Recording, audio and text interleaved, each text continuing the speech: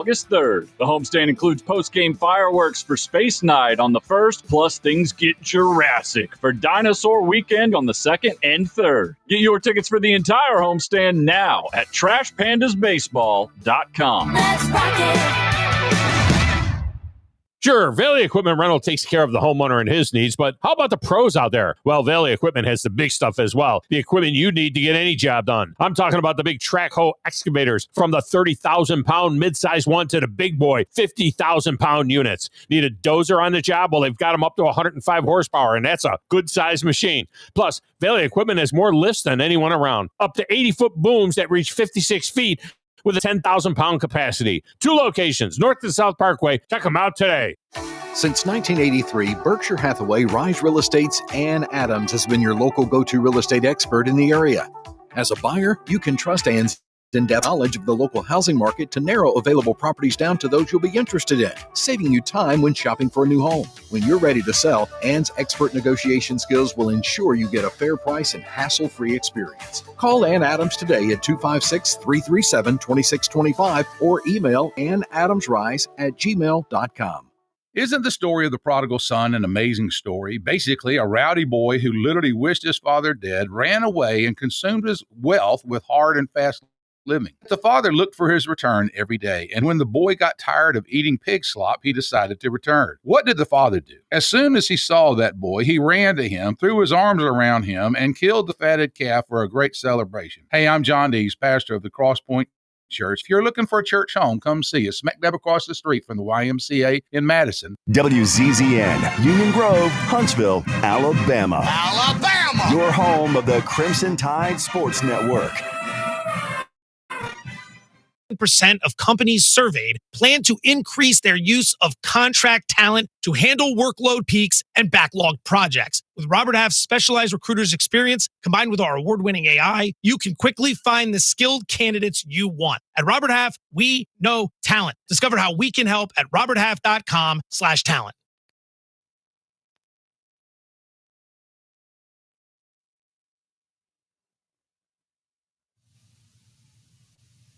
This is SportsCenter.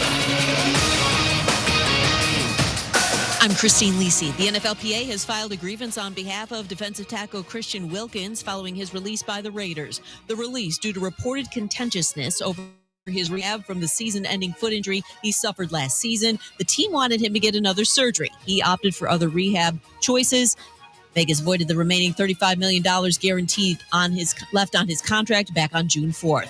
Mariners are hoping to have newly acquired first baseman Josh Naylor in the lineup tonight versus the Angels. Seattle got Naylor from Arizona for 2 prospects in the first deal ahead of Thursday's trade deadline. Mariners 5 back of AL West leading Houston and hold the second NL wildcard spot. Kansas basketball coach Bill Self, hospitalized yesterday, had 2 stents inserted after experiencing some concerning symptoms. He is expected to be released from the hospital soon.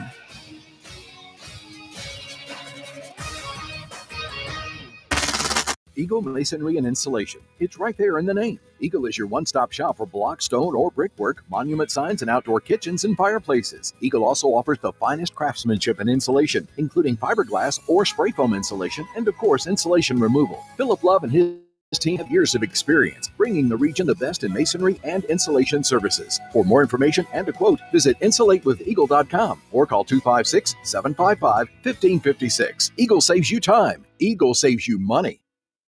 If hunting and outdoor recreation are your passions, it all starts with the right property. That's where I come in. I am Bo Butler with Southland Realty and Auction, a hunting and recreational land specialist and a Jackson County native who sees land through a hunter's eyes. Just as you trust your guide on a big game hunt, you can trust me to find the perfect property for you. Thinking of selling? Let me help you make your land attract buyers. Remember, Bo knows land. Call me at 256-609-0512. Talking Ball with Scott Tyson and Drew DeArmond. Weekday mornings beginning at 7 a.m. Only on 97.7 ESPN The Zone. Joe Hunk. John Abraham. 256-576-4977. Welcome to the Blitz.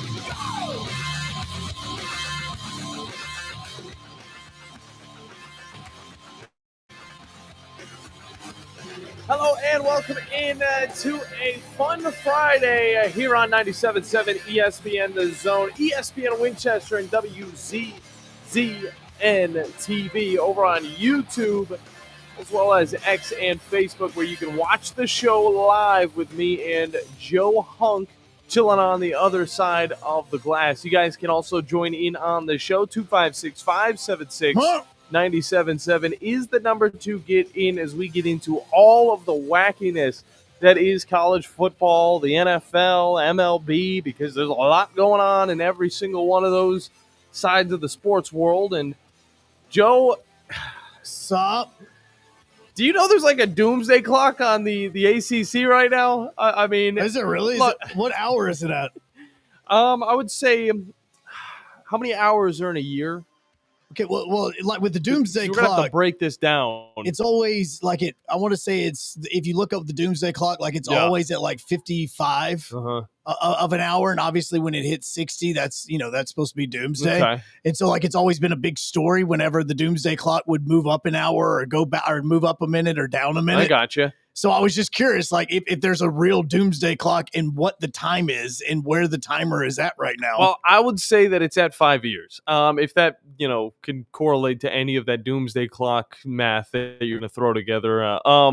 Because we're looking at the ACC and the way that it is going to go about the next few years. And let's just say it's not looking pretty, okay? It's a lot of money to get out of the ACC if you are currently in it. Of course, Clemson, Florida State was first teams that really made it known that they want to get out of the ACC due to the TV rights, their agreement, the money that those teams will be getting, while other teams in other conferences like the SEC and the Big Ten are going to be making a substantially larger amount than the ACC teams. So there's kind of a breakdown that goes with it. If they tried to leave now, it would be $165 million.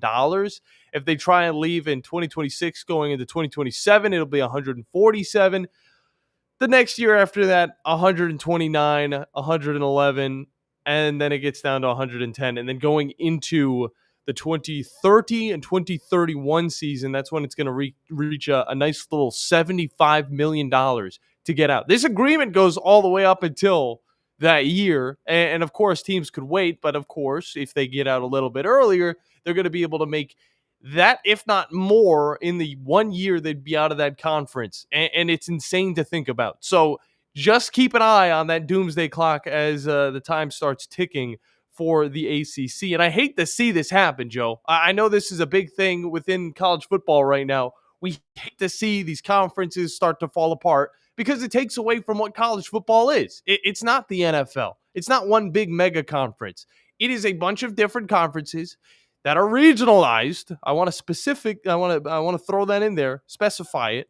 The regionalized conferences where college football teams will sometimes separate to play against other opponents from those said conferences. Well, and a lot of this ACC conversation is coming down to the agreement that came out a couple of weeks ago that's between Clemson, Florida State, and the ACC conference, because I don't know if this connects to all schools or not, but there was a price that the Florida State and Clemson could pay to get out of the ACC. And it is a lot of money. It's like $75 million if they wanted to get out. It's a little bit more than that. It's like 150 was the number, but now they only have to pay half. Okay. Like that's the way that it was worded.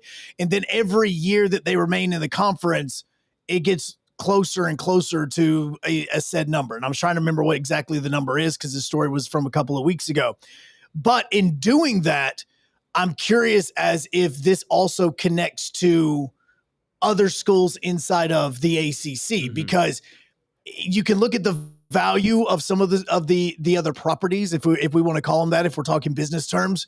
You can look at the value of the other properties. Obviously, Duke and North Carolina have their own value in particularly basketball. Yeah. You can look at the way that some of the conferences lined up. If you want to, I don't know how important Miami would be in this whole conversation, because it's a smaller market. It's a smaller market, but it's a big brand. But the actual city itself in Miami is really what you're thinking about in this, but how much does that city actually care about Miami Hurricanes football? It's, what is Florida State's value in this? What is Clemson's value in this? So there's a lot to this conversation as far as getting out of the ACC, if and when that does take place. But I'm curious as if this deal that The Athletic found in between Florida State, Clemson, and the ACC, if that pertains to all schools throughout. Because if you really think about it, I don't know if you got like a payment plan. I don't really know what it's like. Hey, how about we give you $10 million for the next 7 years? Like, I don't know if it's something like that. In this world that we're in college athletics, let's not forget, in a year or so, the SEC is going to be handing out a check for $75 million. Exactly.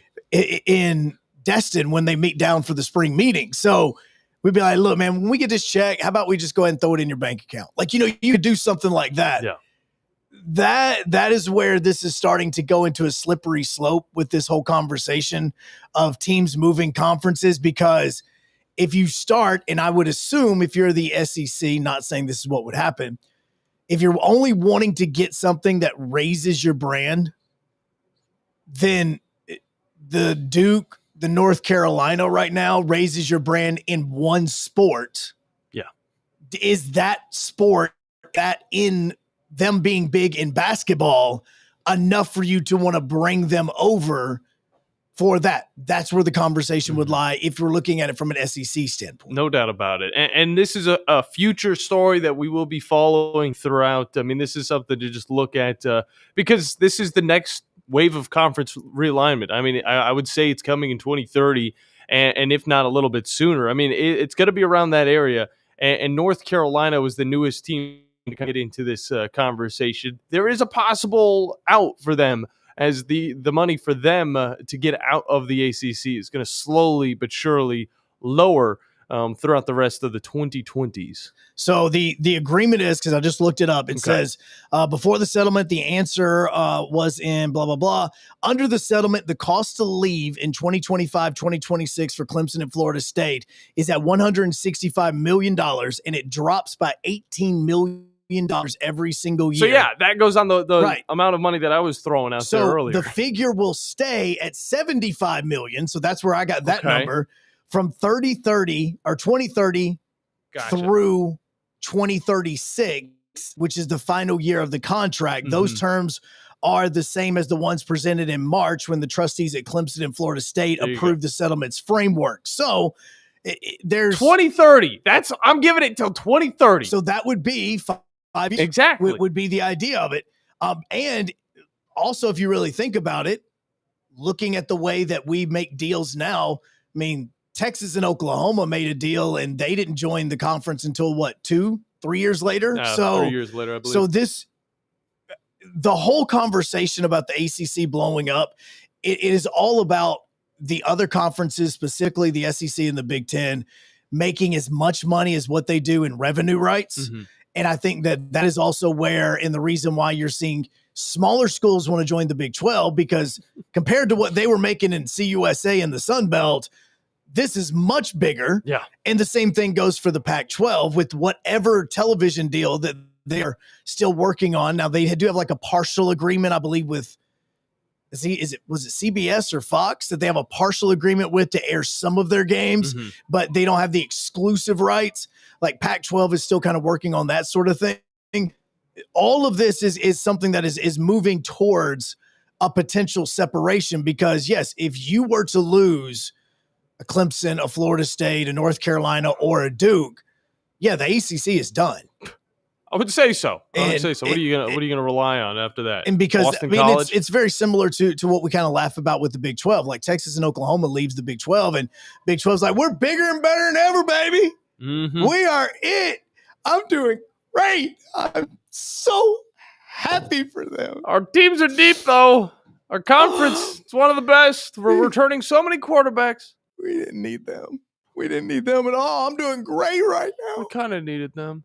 Again, it sounds like the ex-boyfriend or ex-girlfriend. Yep. Like, I'm so happy for them. I am. Freedom. I really am. I'm doing great. I got this I got her. Kansas State can now win it. You know, they can win it all. Yeah, I mean, look at Kansas State. It's beautiful. Hey, you know what? Texas and She's Oklahoma. everything you weren't. Texas and Oklahoma leaving. It's really making the Jayhawks look like a powerhouse. I need you anyway. I'm better off without you. No, that's the way the Big 12 is. 2030. That's what the ACC is potentially working with, if that is what's going to happen with them. Yeah. But there's a lot that has to come in, because a lot of these television, all this comes down to, as we talk about all this, you're going, God, why are y'all talking so much about the off the field stuff?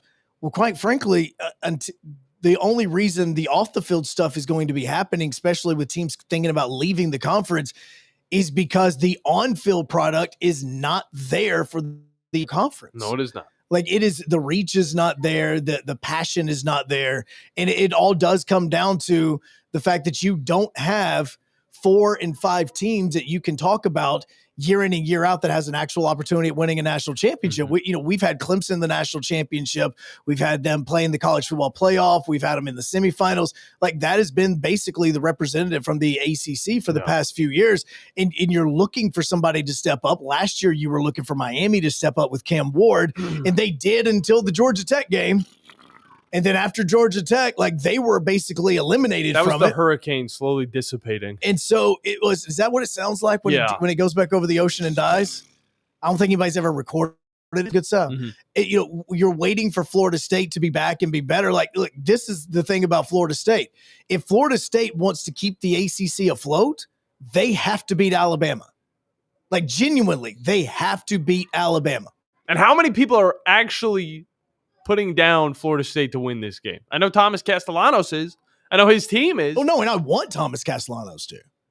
Well, I want him to be able to back it up on top of talking the crap, because I don't want to see Florida State go out there. And no, we were throwing this show to a whole lot of Alabama fans. I'm an Alabama fan. Joe, you hate Alabama. That's what makes this show with a passion so even for all listeners to hop into. And I would be totally okay if Alabama lost every single game in every sport. Like, I'd be okay with that. Florida State to actually prove that they could still be a powerhouse, and they don't even need to win this game, but keep it close at least. Look, and then you can at least say that Thomas Castellanos had something going off of that statement he threw in the wild offseason. Well, and it's more than just Florida State, because a lot of this is, if you're talking about the longevity of an actual conference, you were talking about a conference being able to rise up where they get a better television deal, better distribution rights, better distribution numbers as far as income, then yes, you're going to have to prove that you can really play with the big boys. Exactly. I mean, really. So it's not just Alabama, Florida State. Clemson's playing LSU. Oh, yeah. Like, that's the battle for Death Valley. Similar to how we throw out the UT, who's the true UT, Texas or Tennessee. This is the exact same thing. This is the first time they are playing at one another's homes, because every other time it's either been in Atlanta or on a championship game back in the 60s. So you have Syracuse playing Tennessee. That's all week 1. Then in week 2, Vanderbilt is playing Virginia Tech. Here's the biggest thing. The ACC needs one of two things to happen. If they are going to survive as a conference and other teams are thinking about leaving and all this other stuff, you've got to do one of two things. You have got to either raise the play on the football field, where the television rights are going to be one that gets you more money, or 2, you've got to sit down with Notre Dame and make them commit. One of the two. It's going to be difficult. Because right now Notre Dame's just tipping their toe in the water, and honestly, they have a right to, because they don't have a reason to want to get out of it because of the way that they are getting all these television rights with NBC and everything else. But if they want to survive as a conference, they have got to have Notre Dame have some sort of true agreement about being in the CC. And if part of that agreement is, hey, every single one of your home games will be on NBC, every single one of your road games will go here, you keep your NBC television rights. Part of the agreement is you keep your television rights, but we have you as part of the conference that we promote, and you go to the ACC championship game. You can represent the ACC. You are a member of the ACC. that you have to do some sort of agreement along those lines. No doubt. For the course of 10 years. Hey, it's a 10-year agreement that we're in here. You get to keep your television rights with this. But when that television rights agreement is up with, then you are a part of it. Like something along those lines. The ACC roof is a little bit unstable, and if they hit up our sponsors, Fleming Roofing and Restoration, they'd probably rest a little bit more easily. Fleming Roofing and Restoration, the guys you need to talk to about all of your roofing needs. If you're having any roofing problems, make sure you look them up online at FlemingHSV.com to fill out your free quote today. We also have a lot of fun Tennessee news to get into. Boo Carter, where's he at? Literally, I don't think anybody knows except for maybe his mom. On top of that, Nico Iamaleava, he's back in the news. He threw down why he left the University of Tennessee. It's interesting. It's honestly not that difficult to say that it's true. He's not getting paid more playing at UCLA. It's one reason and one reason only, and we'll get into that throughout today's episode of The Blitz. But on top of that, we'll be talking with Drew DeArmond in the next segment, so make sure you guys sit tight. Drew DeArmond going to be on live with us on another special Friday here on 97.7 ESPN The Zone. You can also listen to the show on our apps. If you just look up our station's name on Apple and Android devices, you'll be able to listen to your favorite sports hosts as well as all of football and other sports throughout the Tennessee Valley and Alabama just on one device for completely free. That's what we do for you. And you can also get half off deals for some of the best food, some of the best restaurants from around the area. If you just head over to our website, click on Big Zone Deals. Joe, you're laughing. I'm guessing you saw something goofy. Is it Trump trying to make another executive order? I dislike that I'm about to say this. Okay. Nick Saban has officially commented on the potential of coming back to coach.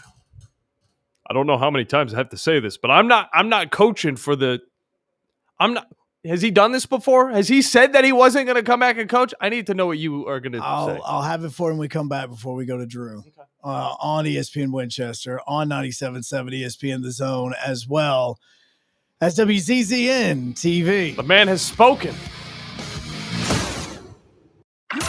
Joe Hunk, John Abraham, 256-576-4977. This is The Blitz on 97.7 ESPN The Zone. The state's largest orthopedic group is growing to meet the needs of the patients in our community. The Orthopedic Center has long been the most trusted name in orthopedics in North Alabama. So as our area continues on the fast track, so does the need for premier orthopedic care anywhere and anytime you need it. TOC is proud to announce the opening of our new locations in Albertville and Hampton Cove, along with the grand opening of our newest office in Decatur. These clinics will offer the same high-quality orthopedic care you have come to associate with TOC, with the convenience of being closer to home. As a patient, your time is your most precious asset, and we recognize that at TOC. That's why we are also proud to announce the opening of our urgent ortho clinics to handle those bumps and bruises that need prompt attention. These clinics are available to care for acute orthopedic injuries with no appointment necessary. With 38 physicians, 20 centers of excellence, and now more than a dozen locations to serve you, TOC will continue to be the name you turn to for the best orthopedic care at the right time. Visit our website at visittoc.com for more information. TOC, helping you live a better life. You've got to experience Toyotathon at Bill Penny Toyota. They've got the selection with over 700 new Toyotas to choose from. And they've got the extras with Bill Penny perks and a 10-year unlimited warranty. So get on over to Bill Penny Toyota today and experience Toyotathon. Bill Penny Toyota in Huntsville and online at BillPennyToyota.com. Bill Penny's Toyota 10-year unlimited warranty is valid through the 10th year of ownership. Valid on new vehicles only. See dealer for details. Are you tired of power outages disrupting your life? It's time for a Generac standby generator from Current Electrical. Storms may rage outside, but inside your family's powered up. So why choose Current Electrical for your generator needs? 1, we offer a wide range of models to suit every budgeted energy requirement. 2, our project managers handle every step of the process: power, gas, permitting, and inspections. 3, our certified technicians install your generator with precision, ensuring peace of mind. Don't wait for the next blackout. Call 256-880-1880 or visit us online at JetSuperstore.com. I'm here with Stan McDonald of Jacob Title. Stan, I've heard that every every real estate closing at Jacob Title is a very big deal. Why is that? Wes, I'm reminded of a very impactful statement that I heard from Coach Gene Stallings years ago when he talked about big games, little games. He said he didn't like that comparison. He says, because try losing one of those little games. And if you ever do, it ends up being the biggest game all year long. Well, it's the same thing with real estate closings. Every game, every closing is a very big deal at Jacob Title, because when it's your closing and your contract on the line, it's a very big deal, and we understand that at Jacob Title. So it sounds like whether your client is a first-time residential buyer or a multi-million-dollar investor, they can expect your A game. That's exactly right. As a matter of fact, when you bring your real estate closing to us at Jacob Title, we understand it's all about trust and confidence. And when Stan McDonald tells you that a chicken dips snuff, you can look under his wing for the box. And like Beebs likes to say, there's no doubt about it. Tom Abraham here for my friends at North Alabama Mortgage. Are you thinking about home improvements? Well, use your equity now and refi later. Or use your equity to eliminate consumer debt forever, then refi to a lower rate and shorter term when rates drop. North Alabama Mortgage can also help you if you're thinking about buying an investment property or a second home at the lake or the beach or in the mountains. We have great programs to make that happen. Visit NorthAlabamaMortgage.com to learn more. That's NorthAlabamaMortgage.com. Your Fox 54 weather, brought to you by Tellini's Italiano. I'm Chief Meteorologist Jordan Dressman. A mostly to partly sunny sky this afternoon. Temperatures climbing into the low and mid-90s. A couple of isolated, widely scattered showers and thunderstorms are going to be possible, but I also think the vast majority of us are going to end up staying dry. We drop into the mid-70s through the overnight, much the same for your Friday. A mostly to partly sunny sky. Temperatures climbing into the low 90s. A couple of isolated, widely scattered showers and thunderstorms. Your Fox 54 weather, only on 97.7 ESPN The Zone. Listen to the Rocket City Trash Pandas all season long. Next pitch is drilled. Deep to left field. Back goes Edsel. At the wall. It's out of here. A home run. Like a tomato. Ketchup squished it. Trash Panda Baseball is only on Talk Radio WZZN.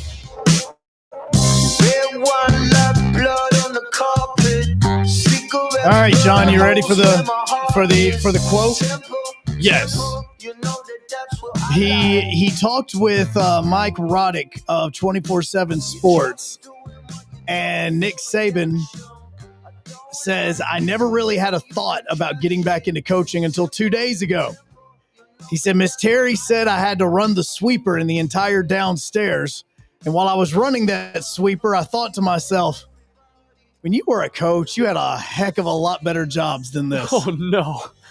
So that's the only time that I've actually ever considered it.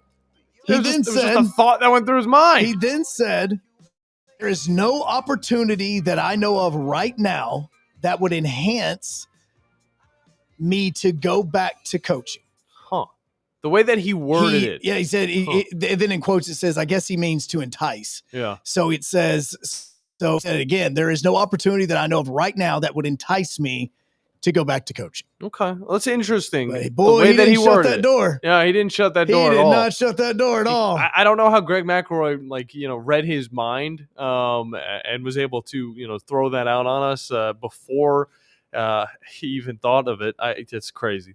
Somebody who would probably be pretty happy if Nick Saban did decide to come back to coaching just for a final stint. I don't think he really needs to. I don't think Drew really thinks he needs to, but it would be cool.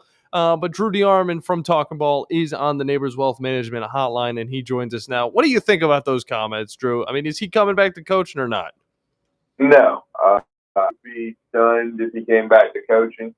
The only 5% chance I gave it on the drive the other day was, and everything would have to come together perfectly. And the thing about it is, I don't think this young man's going to turn pro for another 2 and maybe even 3 years.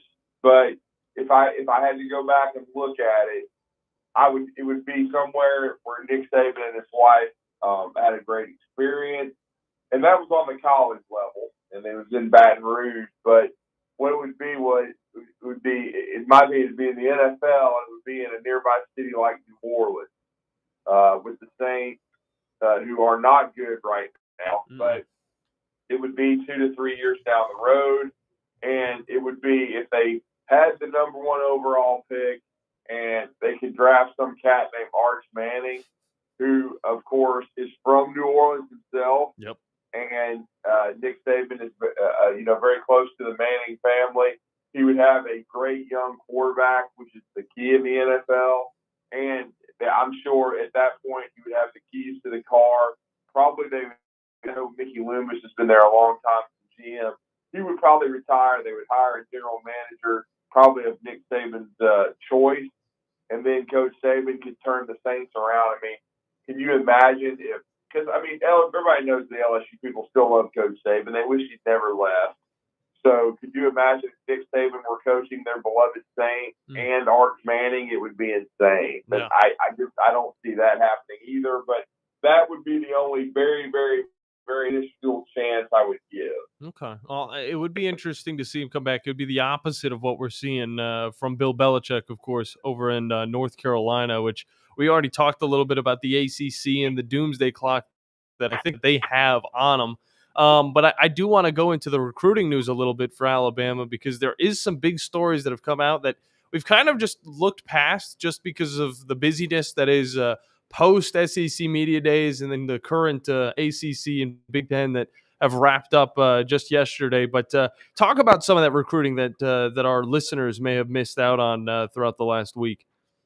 Yeah, I mean, none of it was unexpected. I mean, it took a little longer for the kid to announce, but Taden Calla of Orem, Utah, got committed to Alabama as the second quarterback in the class. He's originally from Honolulu. I mean, the Tungavailoa family knows him very well, and I think Nalu Tungavailoa and their family had a lot to do with that young man coming to Alabama. He's 6'5", about 240 pounds, and with the way that roster is constructed, they were going to need two quarterbacks in this class because there's a chance that Ty could be a one and done if he has a huge year. He's already a redshirt junior, so he could move on to the NFL. He also could come back, but and if he came back, I think it would mean that Austin Mack would definitely depart. Yeah. And then you've got Keelan Russell. I think he would stay.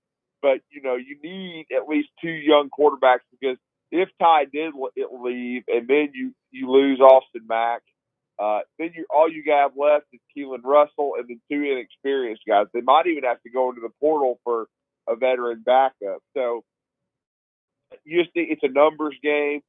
They need some bodies at the quarterback spot. And right now, with where Ty Simpson is, I think there is a chance that this could be his one and only year as starter, because I think that the supporting cast around him is really good. So you don't want to hedge your bet. Certainly, it's two inexperienced guys that'll very likely, nothing's been said officially, but I would think both would enroll early.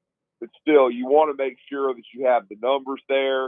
And then if you've already got, two high school kids signed and you have a Keelan Russell or, a Ty Simpson or both, then, if you have both, probably not going to go into the transfer portal. But if one of them leaves, like a Simpson, it gives you the chance to already be prepared in January. Okay, we're going to go into the portal, try to find an experienced guy to compete with Keelan if Ty's not there. So you only have three right now on scholarship.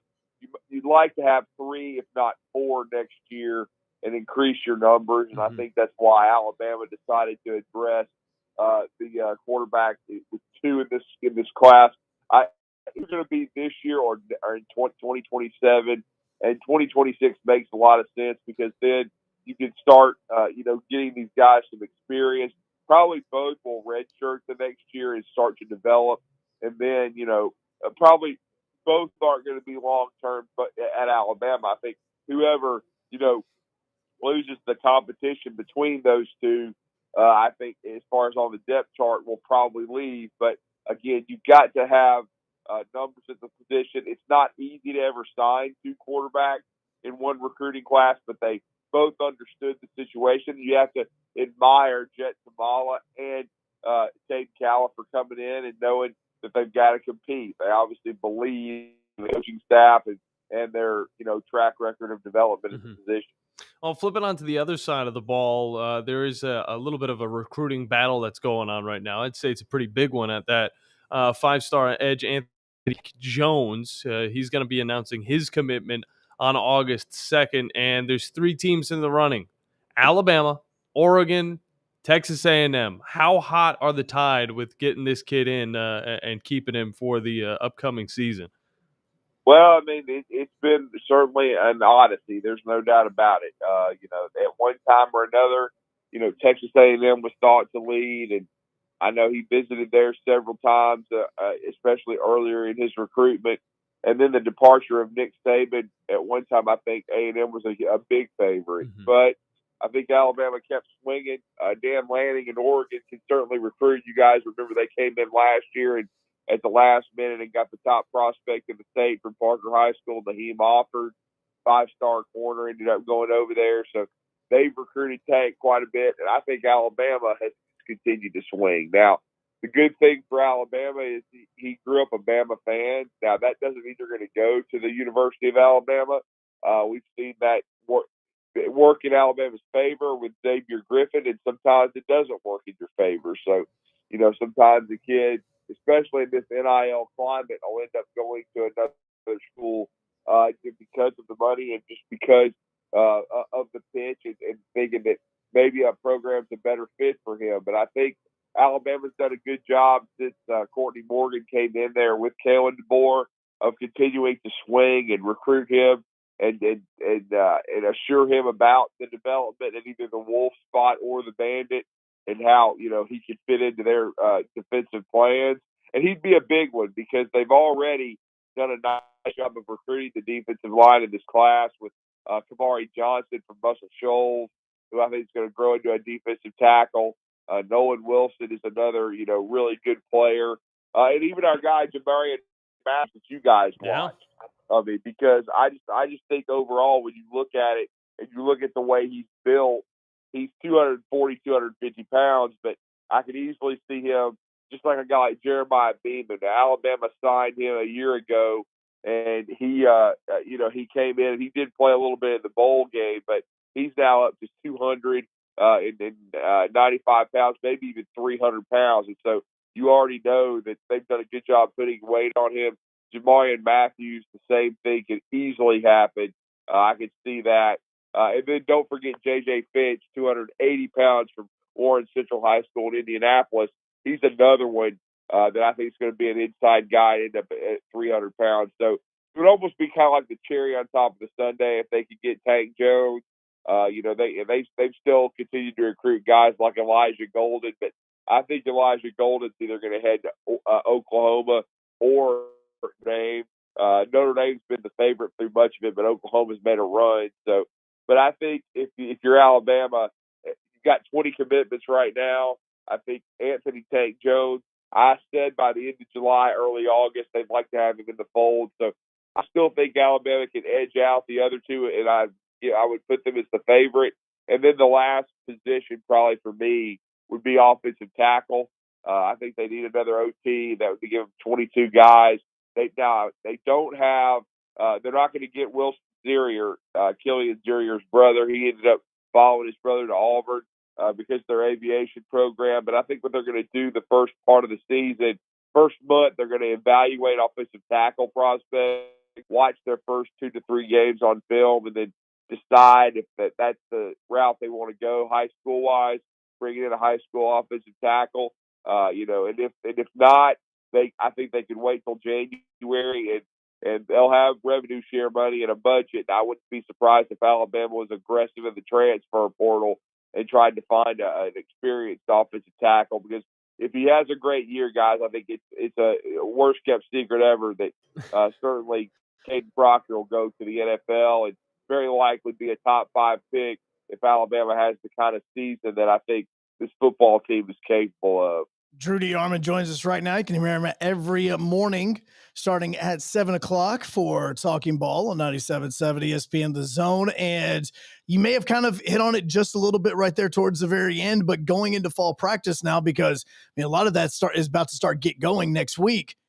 What are you looking for as needing to be shored up before they go to Tallahassee? Well, I think there's one job truly open in camp to start it off, and I think it's left guard. And that'll be between a couple of portal transfers or one happened a year ago. Gino Vandermark came over from Michigan State. He played for Coach Cap over there, and he's a versatile guy that can play either guard spot or center. But I think the favorite at the position is a guy that just got there, went through spring practice from the portal, and he's Cam Dewberry. He's a guy from Texas A&M who has a lot of starting experience.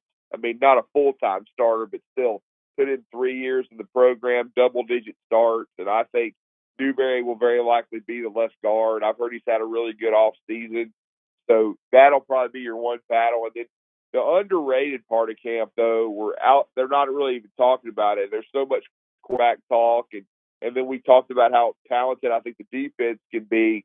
Is they have to pretty much replace, Joe, every piece of the special teams. I mean, your Nealon Hibbett, your long snapper is gone. So they brought in Daniel Byrd from Cal Berkeley, and he wasn't able to practice due to injury. He's going to be the favorite to be that long snapper in fall camp. So we'll see if he can do that. And then both your punter and holder were one and the same. And of course, we know that they're going to have to replace certainly probably the second best punter of the Nick Saban era. And J.K. Scott being number one, but they had an outstanding punter for the last 3+ years, and so you're going to have to replace your punter and I thought that was probably the most average thing that I saw in fall camp, or spring practice for Alabama. I got a chance to see an open practice, and we had a chance to see a scrimmage, and I just thought overall that Alabama, they brought in Blake Dowd from the School of Mines, which is a Division II school, and I didn't think that he punted the football very well. When you're having to replace James Burnham, it's huge shoes to fill. But I thought Blake Dowd struggled a little bit, and then they signed a blue chip kid from California, Alex Asparov, but he didn't punt at all in the spring because he tore his ACL in game one of his high school season playing quarterback. So he should be healthy in the fall. So we'll see that with that competition, Blake Dowd, James Burnham, or Blake Dowd, and Asparov replacing James Burnham. So we will see, where how the punting competition goes. And then I do think Connor Talty, who kicked off last year, looked like he was going to be able to handle the place kicking in the spring. I think he's going to be, he's pretty much got that locked up. But again, they need to, replace all the pieces of the special teams because, that's going to be a key aspect because in this long season, you're going to have to, have a solid kicking game. There's no doubt. Alabama was pretty solid there last year, even though they had a couple of issues late in the season. But I think, the competition there at a couple of those spots, especially punter and then left guard, where I think Cam Dewberry is the favorite, is probably the battles to watch. I think defensively, they've got a ton of experience and a ton of young talent now. Iron sharpens iron. I think they have a ton of depth in the secondary, and some of that competition is going to be fascinating because it's going to be, hard to keep some of those freshmen, like an Ivan Taylor off the field, because I just think those kids are so talented, and they've got veterans back in Damani Jackson, and then Xavier Brown's a sophomore who's already played a ton of football. But you really you've got to you're going to have to really bust your tail and hold off some of these guys because, like I said, watching all the talent, the Dijon Lees of the world in spring practice, I was like, man, these guys, they've got a ton of young talent, and they've got great veterans coming back like a Keon Sabb from injury, and then Bray Hubbard when he got a chance to play after Keon's injury. When you've got some young players like an Ivan Taylor and even a Zay Mincy, people forget about Zay Mincy because he started in the bowl game and they had moved him to safety. But the one good thing though is this coaching staff tends to play a lot of guys, and in some cases, Joe, they're 3 deep in my opinion in the secondary, and I don't think there's going to be a better secondary in the Southeastern Conference than the one you're going to see in Tuscaloosa. There's definitely a lot of hype around that Alabama-Florida State matchup to start off the season, but there's other SEC versus ACC matchups that we're looking at.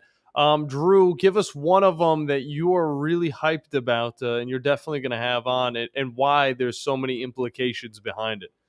Oh, I think, you and Joe talked about one already, and if they don't get this win, if you're talking about ratcheting up some pressure and negativity coming out of of the Plains, that Auburn better beat Baylor. If they don't, and that's a Big 12 SEC matchup, but if Auburn can't get that job done, it is going to be, a huge issue in the opener. I mean, they've got to win that game to me to ease some of this pressure, because Hugh Freeze is feeling the heat. There's no question, and they need to create recruiting momentum. Now, they've gotten Jaquez Wilt the last few weeks, and we talked about Wilson Zaire. Those are two really good gets for Auburn. There's no doubt about it. But if they want to, still sign another top 10 recruiting class, or at least top 15, and they want to create some momentum, they've got to win on the road at Baylor. And the Baylor, it was much improved under Dave Aranda, and kind of got him simply off the hot seat. But if they lose to Auburn, then that speculation around him is going to start up again too. And we know how Auburn, Jackson Arnold needs to play well early. Auburn defensively, they've got experience back. They need to play well and go up to Baylor and win. And it's going to be a weird atmosphere, because it's going to be on a Friday night. Like we'll have high school football on our airwaves, and Auburn's going to be playing at 8:00 on Friday night in the 12 against Baylor. What should be a charged atmosphere. So Auburn's never played at Baylor before. They need to get that job done, though. They need to win that football game. And then when you think about it, in week 2, Vanderbilt, they're going to go back to Blacksburg to Virginia Tech. We all know their opener last year is kind of how they made everybody stand up and say, uh-oh, this is not your usual Vandy, because I certainly didn't think they were going to beat Virginia Tech, and they did, and they went on to have a winning record and win a bowl game. So that's another interesting one to follow to see, how they can, in a rematch, because Vandy's going to have a bunch of those this year, including in the SEC, where they're going to have to play, Auburn on the road, and then they're going to have to play at Auburn in Nashville, and then Alabama at home. So they're going to get a lot of those, in Alabama, in Tuscaloosa. Those two are going to be revenge games too. But early on, when you see Vandy in week 2 in Blacksburg, and then Auburn at Baylor, I think those are two key games where you'll see what kind of shape these teams are in, because Vandy's not going to be able to sneak up on anybody, and Auburn they need wins. They need wins badly, because we've already talked about it on the show. I mean, at the end of September, Auburn's got that tough stretch where they go to Oklahoma, and I think and Auburn have the most upward mobility in the league, because I picked both of them in my top 7 in the SEC, and I just think, and then after that you go to Texas A&M, week off, and then Georgia. So if Auburn drops one early, they're already going to be behind the 8 ball. So to me, Auburn's got to win, and I think Vanderbilt needs to win in Blacksburg to just kind of show everybody, hey, it wasn't just a mirage that Vandy was a good team and won a bowl game a year ago. If they could beat Virginia Tech, then I think it would send a huge message that the SEC is very, very deep, and Vanderbilt's still going to be a pain in the ass for everybody. No doubt about it, Drew. And honestly, you went a different route than I expected, but a good route. Just shows you how many big games are there on the schedule to start off the 2025 season. But Drew, appreciate you as always, man. I hope you have a wonderful weekend. And hey, it's feeling just a little bit more like fall every single day. Yeah, no doubt about it. I mean, it's going to be. I said the other day. I mean, the off season's gone by so much quicker this year. Yeah. I mean, I thought it drug like crazy a year ago, and it could never get here when Kalen DeBoer's era started. And then we know Hugh Freeze year 2 got underway. But this off season has gone by lightning fast, and before you know it, like we said, Alabama will be taking the field against Florida State and Tallahassee. And then Auburn will be playing on that the day before that Friday against Baylor. It's going to be a tremendous matchup. And then, like we said, Vanderbilt will be in Blacksburg week 2. the thing about it is, it's just like we did our high school football media day. It's going to be here August the 20th before we know it, but then the regular season will be over, so it's going to be crazy. Definitely going to be crazy, and I think a main reason to why this offseason's flown by is just because of all the crazy storylines that we've gotten. But, Drew, appreciate you, man. Have a wonderful weekend. Appreciate talking with you. All right, guys. Appreciate you. Have a great weekend. Great stuff as always. Drew DeArmond from Talkin Ball. Listen to him at 729 weekdays here on 97.7 ESPN The Zone. You don't get them up in Winchester. Yeah. So that's a big reason why you need to subscribe to the YouTube and also download the apps 97.7 ESPN over on Apple and Android devices. And always brought to you by McCurry Motors and Alumni Hall. Of course. Well. Yeah.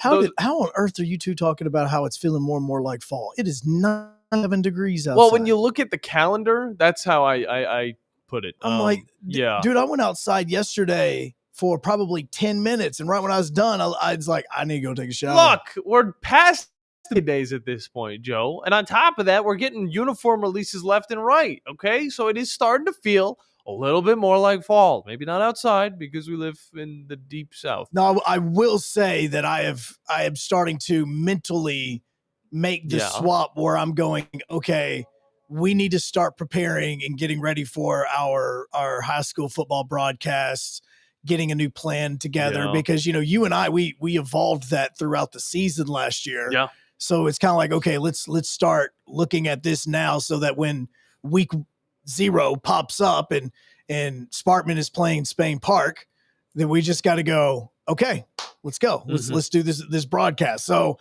that part I do agree with. Feeling like fall, needed to start feeling like fall. Not yet. We need the guy from Cloudy with a Chance of Meatballs to put like some clouds above us. Actually, there are some clouds outside, so it is protecting us from the sun. Start dropping some of that ice cream with sprinkles, I'm going to be all on board. Don't eat the ice cream though. Come on, Flint Lockwood.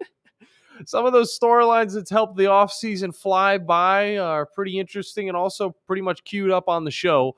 We'll come back with a little bit of that and more here on 97.7 ESPN The Zone, ESPN Winchester, and WZZN TV. This is The Blitz.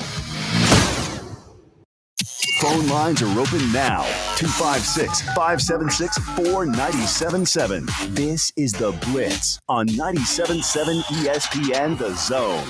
Tom Luganville here from my friends at Woody Anderson Ford. Bobby White and his team take great pride in their service department, and you can see it the moment you walk into those beautiful new service lanes. And just like a championship team, they all work together to make sure your experience is second to none, whether you drive a Ford or not. Also, check out the gold certified pre-owned inventory at Woody Anderson Ford for great deals every day. Stop by and see them at Jordan and Sparkman or at Woody Anderson of Madison on Hughes Road, or visit WoodyAndersonFord.com.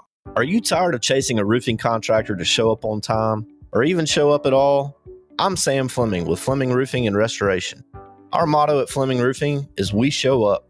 Our goal at Fleming Roofing is to provide the reliable customer service that you deserve, and we have the resources to meet all of your roofing needs: residential, commercial, industrial, replacement, or repairs. We are manufacturer certified for roof coatings, single ply membranes, and asphalt shingles.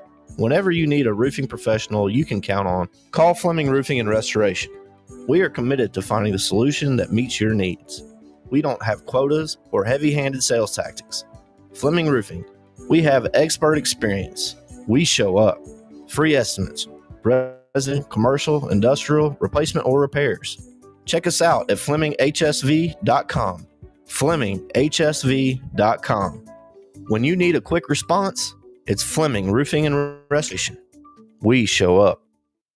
You worked hard for your 401k, but if you've left your job, your money might be sitting in the wrong hands. I'm Jeff Jr. with Trajan Wealth, and it's very possible that the 401k that you have had for years has hidden fees and limited investment choices. But if you're no longer with the company, that 401k may be at the mercy of your former employer. All of these things could be costing you thousands. Rolling over your 401k into an IRA can provide better investment options that align with your long-term goals. At Trajan Wealth, we're fiduciary advisors that are held to a higher standard with no hidden agenda and no hidden fees. Don't let your retirement dollars sit in an old plan, and don't roll it over to your new plan without consulting Trajan Wealth first. Call Trajan today at 256-2 208-9000. Advisory services are offered through Trajan Wealth, LLC, an SEC-registered investment advisor.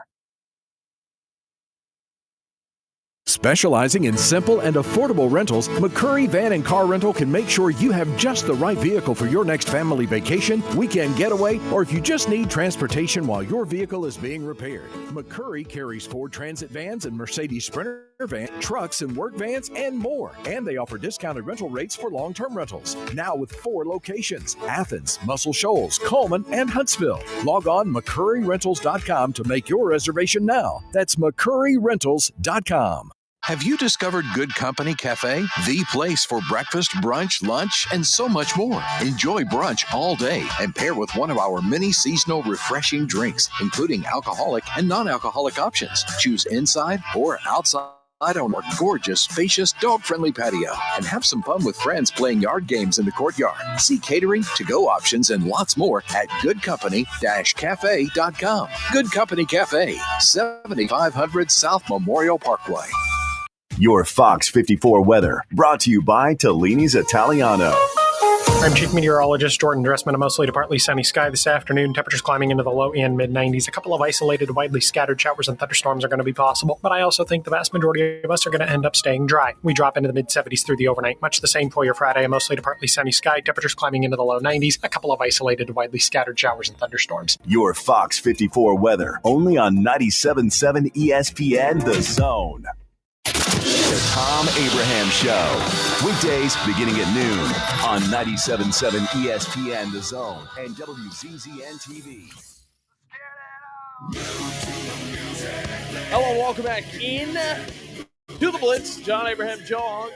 1 hour in the bag. Second hour coming up. Always presented by the wonderful people over at Fleming Roofing and Restoration.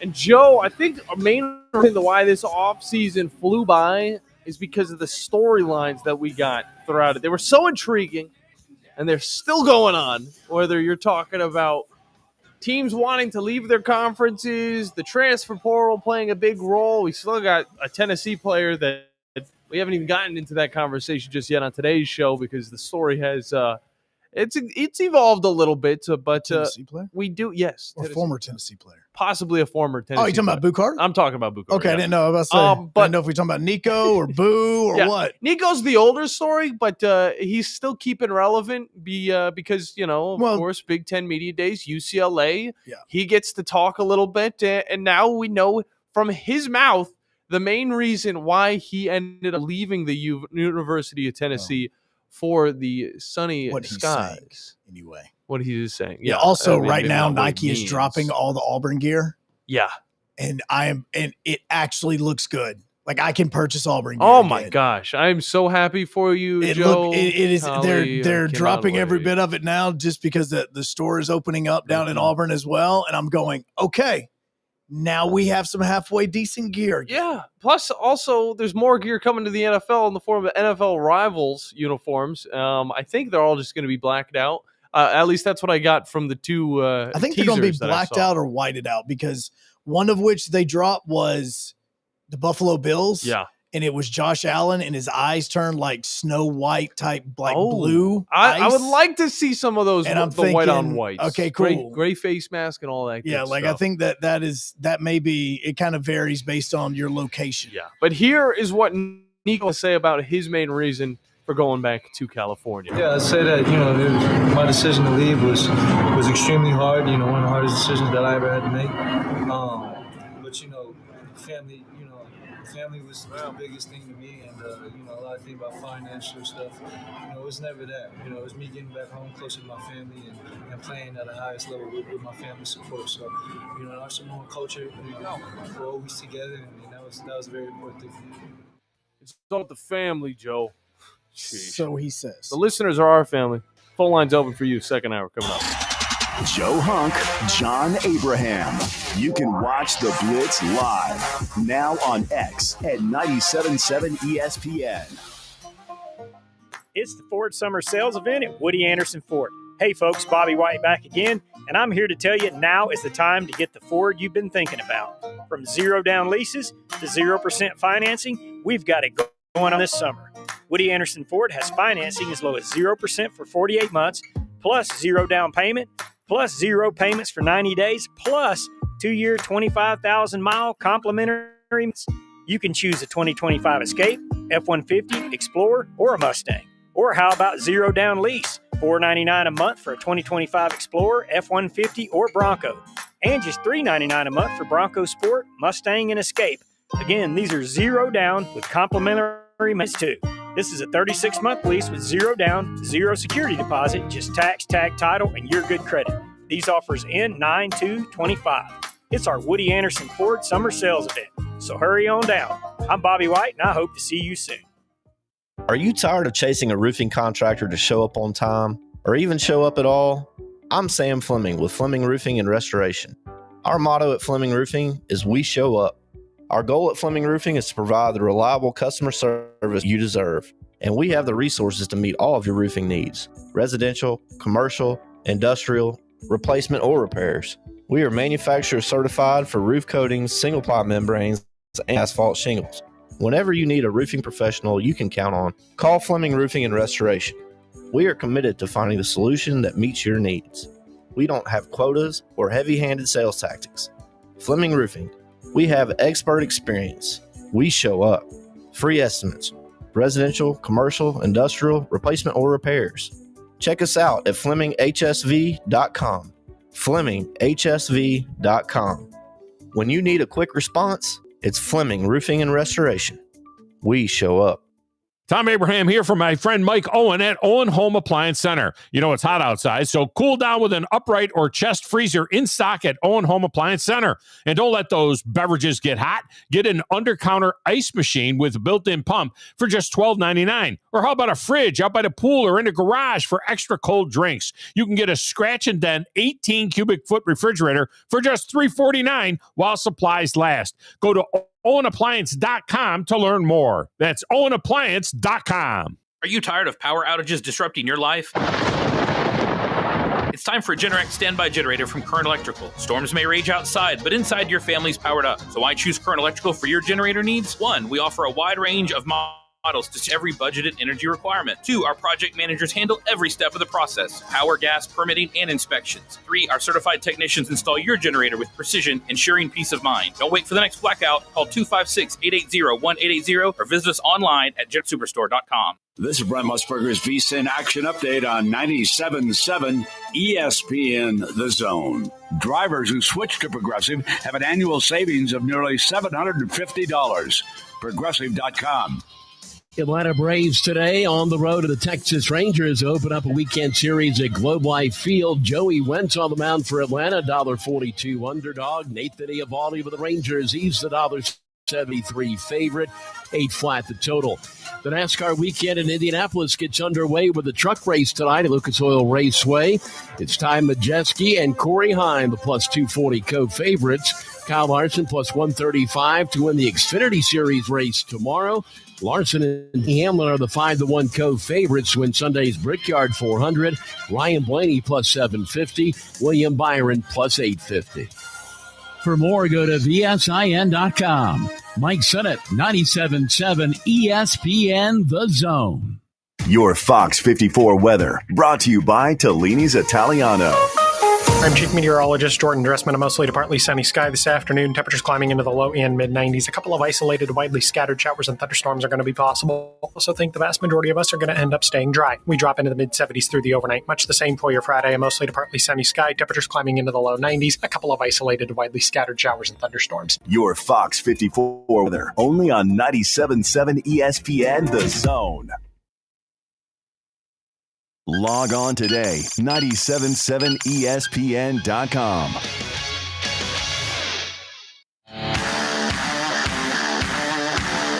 Joe Hunk, John Abraham, 256-576-4977. Welcome to the Blitz.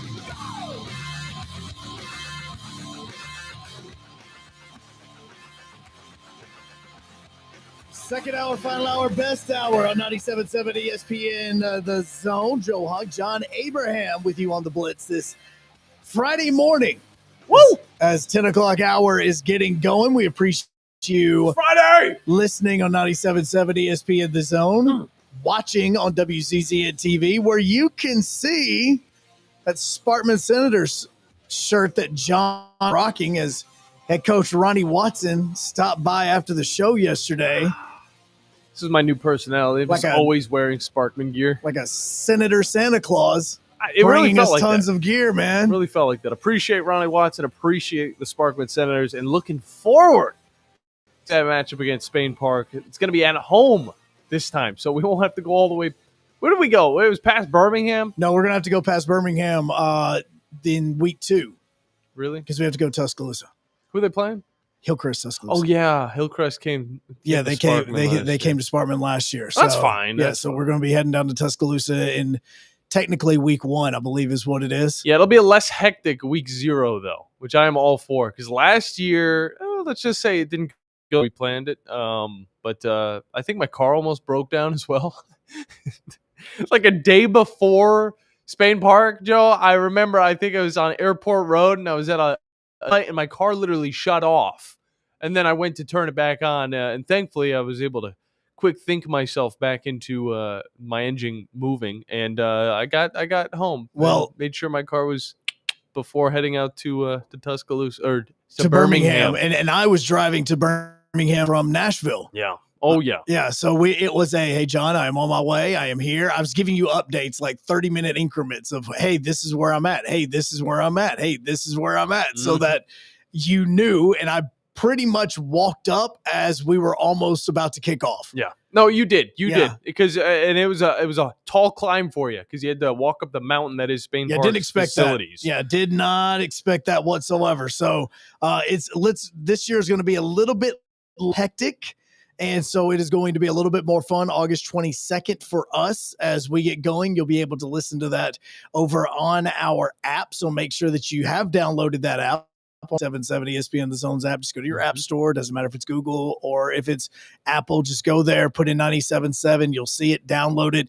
And then when football season starts and you open up the app, you're going to see the Sparkman Senator logo. You're going to see the Madison Academy logo, the Randolph logo, all the logos of all the teams that are on our high school sports network. Westminster, Buckhorn, and yes. that rounds it all out. Yeah, and so you can listen to it over there starting on August 22nd. Today has been a very strange day already. Well, my little man is back with me. He is back in the studio. You may or may not have heard him a few times throughout the last hour. I had to close the door, Joe. I'm sorry. It No, seemed very rude, but the kid's very vocal. He's very vocal, as you saw yesterday. We've got it on social media. If you missed him being on the air with us yesterday, you can go and check that out on our social media feeds. But, I mean, obviously, he's a talker. Yeah. And he did very well yesterday. He did. On it. And I'm telling you, he talks to his video games like he's on a video game stream. It's like he's doing one 24/7. And he's talking to it like crazy right now because he's playing Spider-Man 2 for probably the first time in like 4 months. Really? Yes. He took a break. He's been playing for like the last 4 months. And so he's like, you know what? I'll play Spider-Man 2. So some of the battles, he's asking me to help with them. So I'm trying to do it in like 5-minute increments as we're in between commercials. But earlier today, I was trying to get to the studio early today. Like I left the house at 7 a.m. to try to get here. Had a little bit of a hiccup in the form of a very fluffy dog that was at the corner of the road that I live on. And so I get out of the car to try to see, because I noticed the dog had a tag. He has it. You could see the tag on him. And I'm going, okay, I'm looking around. Like, is there anybody else looking for him? Is there somebody did he get off of his leash? Like what happened? So I try to walk up to the dog, friendly dog, tails wagging. What type of dog are you talking about? It's just like the little fluffy kind. It's, I can't remember. I can't describe what it is. Small? It was small as far as like a Shih Tzu. Not that small. It was not. Okay. It was not that small. It was probably medium-sized dog. Medium size. I would probably say it weighed about 20, 25 pounds. Okay, something along those lines. Not too huge. Wasn't a Shiba, was it? It was like one that almost it was. Why are you sidetracking? Because you got to paint the picture. Just because it's a fluffy dog doesn't mean it's a fluffy dog, man. That's all. I've got a picture of the fluffy dog. Oh, you got a picture of it? I'm coming. Yes, I've got a picture of the fluffy dog so that John could totally just landmine the conversation that way. There's a picture of the fluffy dog. Oh, it's like a mix between a doodle and a It's a she doodle. Golden Shepherd. Yeah, it's a golden doodle, whatever it is. Okay, but look, it doesn't matter. It doesn't for the story. It doesn't matter for anything else. But I just wanted to help the dog because I was like, oh crap, this dog got out, and in our neighborhood, if a dog gets out like that, everybody kind of helps each other out. Okay. At the edge, it's at the corner of your. It was at the corner of my road, so I get out and I start, but it starts wagging its. But then when I start to get close to it, it runs away. Oh, of course. So my son gets out of the car, and I'm like, okay, make sure no cars are coming because he just hopped right out of the car. Dog runs right up to him. Oh, you gotta. It's like, you man, intimidated it. You're it's Mohawk. like, what the dude. heck? So then I start to walk over because I wanted to read the collar.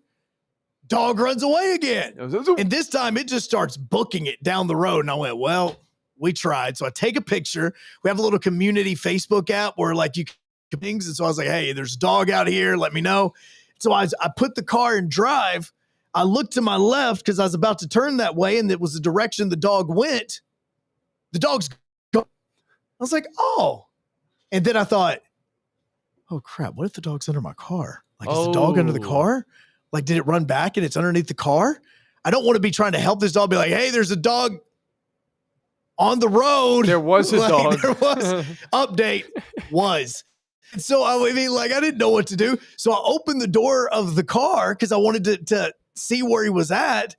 And sure enough, the dog was standing at the door. Oh. The driver's side door to get there. Please hold. Did he hop? I wonder if he hopped in the car. See, whenever he was like, I was turning left, and I looked left, and the dog was standing on his hind legs. So the dog is standing at the driver's side door. I look and I open it. The dog jumps in the car. Nice. He just hopped right in the car. Now we're talking. And I'm going, oh, okay, like what the heck? So I try to get the collar, and I look at the collar, and I turn it over to see what the name was. And so I just saw like the last like couple of letters. But then I noticed there was a phone number. And there was a phone number on the back. People, this is very smart to do, by the way. Okay. So I called the phone and I said, hey, excuse me, ma'am. I think I have your dog. I didn't do it like, I think I have your dog. Like, I didn't do it something like that. I just said, I think I found your dog. Like, it got out. She's in the hospital in Birmingham. And she's like, my dog. Yes, ma'am. I could only read the last three letters of the name. So I took a guess at the name. Okay. I said, yes, ma'am. Oxy? She goes, I don't need She Oxy. was on some Oxy. I don't need Oxy. No. And I went, hold on. Dixie. How about Oh, Dixie? yeah. She thought I was asking her if she wanted some more Oxy or something. No, I'm going, God, I'm asking her no. about drugs. Like, she thinks we're trying to make a drug deal, not trying to do that. She's like, no, my dog's my daughter. And I said, well, I believe I live in her neighborhood. And here's the number. Like, she was almost about to pass out. Wow. She gives me the number. I take the dog back to the house. Sure enough, the daughter comes. She's like, I didn't know she got out all this. We save the dog. Nice. Little man helps me save the dog. But in the way I'm sitting here going, as I'm saying it out loud, I thought, who in their right mind would have named their dog Oxy? Like, what are you doing to try to name your dog that? And I'm over here going, yeah, is that the name of it? And she's half out of it, probably on it. And I'm thinking, oh, crap. No, her name was Dixie. She loved my son. She ran right up to him every single time. It's a good dog. It was a great dog. So we go in. She lays on my lap as I'm driving her back to the house. Sweetest dog in the world. Wow.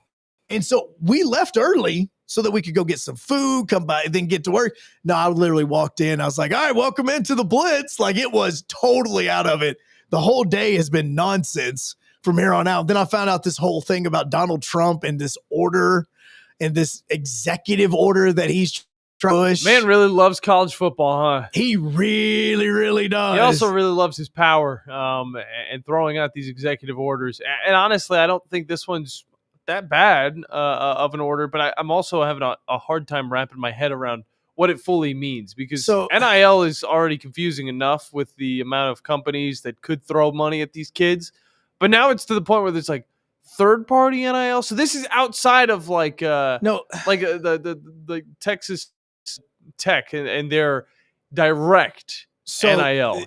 Basically, if we're looking at it and trying to talk businesses, what this order is trying to stop is the actual pay for play where, hey, I'll pay you $2 million to come play at said university. It's an endorsement deal, but you really don't have to do anything, Yeah. Like, hey, you got to sign one autograph. I'll pay you $2 million for one autograph, like something along those lines.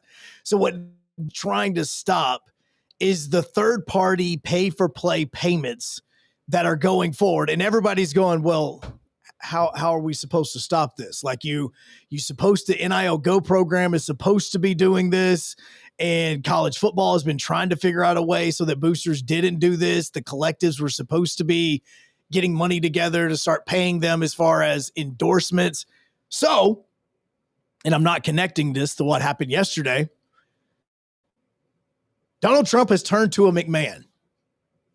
Okay. Linda McMahon, if you do not know, is the Secretary of Education for Donald Trump's party.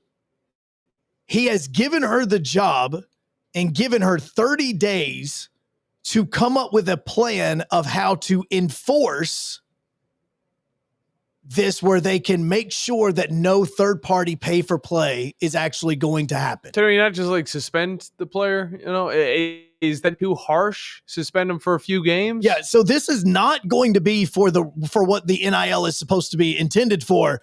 What this is supposed to be doing is saying that the executive order states that the endorsement deals from third parties should continue to be permitted as long as they reflect a fair market value. Okay.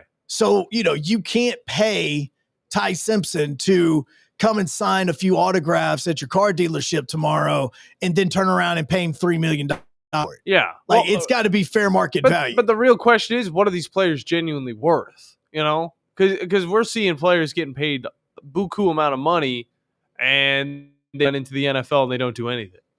What are they worth? College football, completely different to NFL football.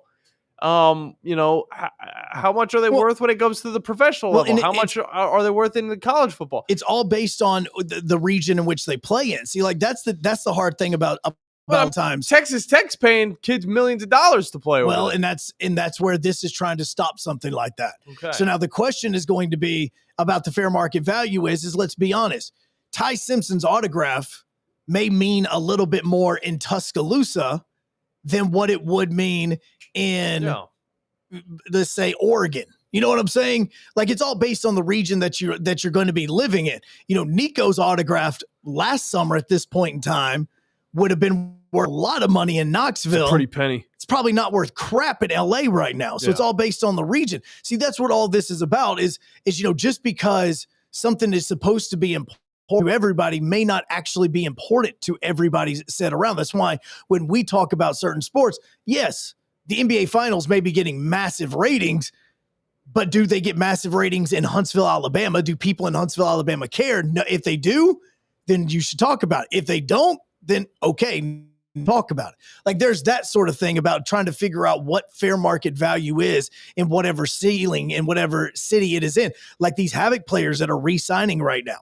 Okay, because they've had 4 that have re-signed right now with the team, and so their market value in the city of Huntsville is a little bit different than what their market value is if they were just to go back to Canada and play. By the way, it's Terry Ryder, Craig McCabe, Gio Procopio. Those 3 have signed. There's your Huntsville Havoc on the day. Yeah, those 3 have signed. There was one more yesterday as well, just so that while we're here, might as well just go ahead and do it. The first off-season conversation we've had about the Huntsville Havoc. We're looking forward to play. Matt has also re-signed as well. Nice. So those are the 4 that have re-signed. Now, their market value in hockey fans around the Tennessee Valley is a lot more than what it would be if they were going up to Ohio or something. Yeah. That's what he's trying to say is what the fair market value is in that particular city or that particular area. Gotcha. It's trying to be almost like price gouging. I feel like it's almost like gas.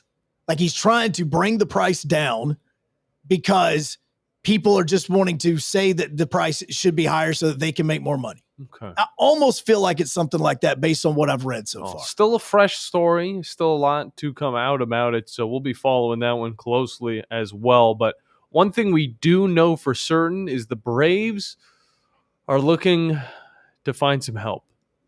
We're also looking to get some money. they're also looking to do a little bit better next year instead of this year. They're playing a game of let's make a deal, and they've got about 6 days. Yeah. That's what they're trying to do. We'll see how that goes. In the next segment, we'll conversate a little bit more about the Atlanta Braves that you will be able to listen to on our airways tonight. They weren't playing yesterday, so they couldn't lose, but they're going up against the Texas Rangers, 53 on the season against the Braves, 44 and 57. We'll update you guys on that story and a little bit more once we get back here on the Blitz on 97.7 ESPN The Zone and WZZN TV. This is The Blitz with Joe Hunk and John Abraham. 256-576-4977. I'm here with Stan McDonald of Jacob Title. And I've heard that every real estate closing at Jacob Title is a very big deal. Why is that? Wes, I'm reminded of a very impactful statement that I heard from Coach Gene Stallings years ago when he talked about big games and little games. He said he didn't like that comparison. He says, because try losing one of those little games. And if you ever do, it ends up being the biggest game all year long. Well, it's the same thing with real estate closings. Every game, every closing is a very big deal at Jacob Title. Because when it's your closing and your contract on the line, it's a very big deal. And we understand that at Jacob Title. So it sounds like whether your client is a first-time residential buyer or a multi-million-dollar investor, they can expect your A game. That's exactly right. As a matter of fact, when you bring your real estate closing to us at Jacob Title, we understand it's all about trust and confidence. And when Stan McDonald tells you that a chicken dips snuff, you can look under his wing for the box. And like Beebs likes to say, there's no doubt about it. I'm here with Thomas from Talent Heating and Air. With temperatures going up, now is a good time to get your heating and air system looked at. Thomas, when somebody calls, you guys answer. That's right. The phones are staffed by us. They're manned 24/7. We're ready to come out and take care of you that day.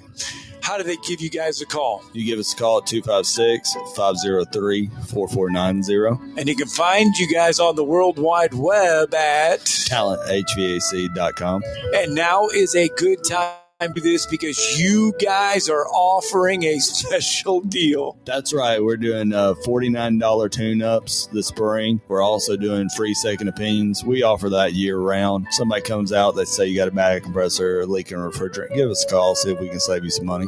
Thomas from Talent Heating and Air. Thomas, one more time, that phone number. 256-503-4490. AL certain number 21014. Sure, Valley Equipment Rental takes care of the homeowner and his. How about the pros out there? Well, Valley Equipment has the big stuff as well. The equipment you need to get any job done. I'm talking about the big track hoe excavators, from the 30,000-pound mid-size one to the big boy 50,000-pound units. Need a dozer on the job? Well, they've got them up to 105 horsepower, and that's a good-sized machine. Plus, Valley Equipment has more lifts than anyone around. Up to 80-foot booms that reach 56 feet with a 10,000-pound capacity. 2 locations, North and South Parkway. Check them out today. I'm here with our good friend John Kendall. He's got 23 years of retail mortgage experience in the Tennessee Valley, and he's powered up with the #1 retail mortgage lender in the nation. That's right, Scott. We have joined with Cross Country Mortgage, and that is true. We're the #1 retail mortgage lender in America. And with that powerhouse team and our experience here locally, we're ready to go. They've got 120 mortgage, refinance, and home equity solutions to fit every need. If you call on Cross Country Mortgage, it is for the win. That's right. You can reach me, Scott, at 256-562-3780, or you can go to crosscountrymortgage.com and then search my name. It's Cross Country Mortgage and John Kendall, a powerhouse team. One more time, John. That's crosscountrymortgage.com, 256-562-3780. If we can't close your loan, it simply cannot be closed. Equal Housing Opportunity Company in MLS, number 3029. Where's the best place for sports? What about the best place for wings? If you answered Jefferson's for both, you're right. Jefferson's is also a great place for value. Every Monday, kids eat free with the purchase of an adult meal, and teachers bring your teacher ID and you eat free every first Tuesday of the month up to $15. Jefferson's, best place for sports, best place for wings, in Hampton Cove and our latest location, now open in New Market on Winchester Road.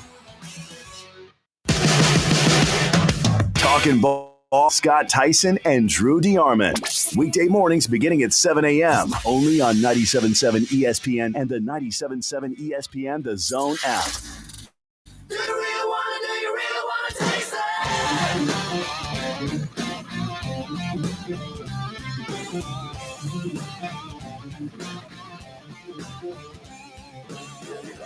Continuing on the final hour of the Blitz on 97 ESPN The Zone with John Abraham, Joe Hunk. New season of Peacemaker. First episode comes out on August 21st. You know what else came out? Superman came out 2 weeks ago. Son and I went and saw it last week. Fantastic Four came out today. Happy Gilmore came out today? I believe it is also out now on Netflix. Yes. So something to look forward to for all of you guys. Another thing to look forward to is the next season of Baseball. I don't want to give up on this year, but I think it's unlikely that they're going to make it to the postseason. But I will say this, there's still a lot to look forward to throughout the rest of the season, even though they look to be sellers in this upcoming trade period. The Rockies also in that same demographic. Orioles, White Sox, the list goes on for some of those sub 500 teams. And Joe, I know you have been holding off on this story for quite some time because, of course, this is football season now. We are into football season, but there's still some Braves conversation out there that we have to make peace with. Well, there are, and I think at this point in time, you can most likely go ahead and say, yeah, this thing is pretty much done. It's a wrap. And the reason I say it is because even as a Braves fan, you remember what happened in 2012 when they blew a massive lead. So not saying that it can't happen, but at the moment, the Braves are 14 games back of the Mets. And at the moment, they are also 10 games back on a wild card spot. So yeah, you could go ahead and say it'd take a massive August and September for them to come back. Don't tell me the odds. But the conversation does come in play now when it comes to potential trades. And we have started to hear a lot more about Marcell Ozuna and him potentially being a trade bait for the Atlanta Braves. Now, he's a 10-5 guy. For people that don't know what that is, that means that he has been in the major leagues for 10 years and he has been with the exact same team for 5 years, which means he automatically has a no trade clause. So for him to get traded, he would most likely only approve a trade to a team that has the potential of making it to the playoffs and possibly a championship, because that's in all reality, that is what he wants. Which sucks for us as Braves, because of course you never want to see one of your guys go on with another team to the postseason and find success without your favorite team. So that's one thing that I hate to see, but at the same time, it kind of needs to happen. Well, and it needs to happen for you to improve. Now, there's a couple of teams, and there's specifically one team that Marcell Ozuna has been connected with, and that is the San Diego Padres. There's two pitchers that are being connected to him as far as possibilities for the trade, which is Francis Pena as well as Ryan Burgo, I believe is how you pronounce it. The latter pitcher is already in the major leagues. Now, the interesting thing about these two pitchers, because we know that Braves need pitching help, is that these two pitchers almost have numbers that could potentially help Braves right now. Not like a 2 and 3 years. Like the Braves aren't trying to trade for two guys. If these two pitchers were ones that were involved in the trade, they're not trading for a double-A guy. They're not trading for a single-A guy. They're trading for a guy that at the moment in AAA has almost a sub-2 ERA, and he has struck out 10 guys and 6 walks in over just 8 innings so far since he's been called up to AAA for San Diego. And then they've got Ryan Burgo that is at the moment have 3 ERA through 31 innings pitched, and he's already struck out 30 guys, has extremely low whip. And I'm looking at it as going, this is also a starter, which is something that the Braves need. So with the way that Drake Baldwin has been playing so far, he's most likely going to be your DH when he's not catching, and Sean Murphy is going to be the DH when he's not catching. I'm also not 100% sure that the Braves aren't trying to trade Ozuna to get them the help that they could possibly have with a late August, September run.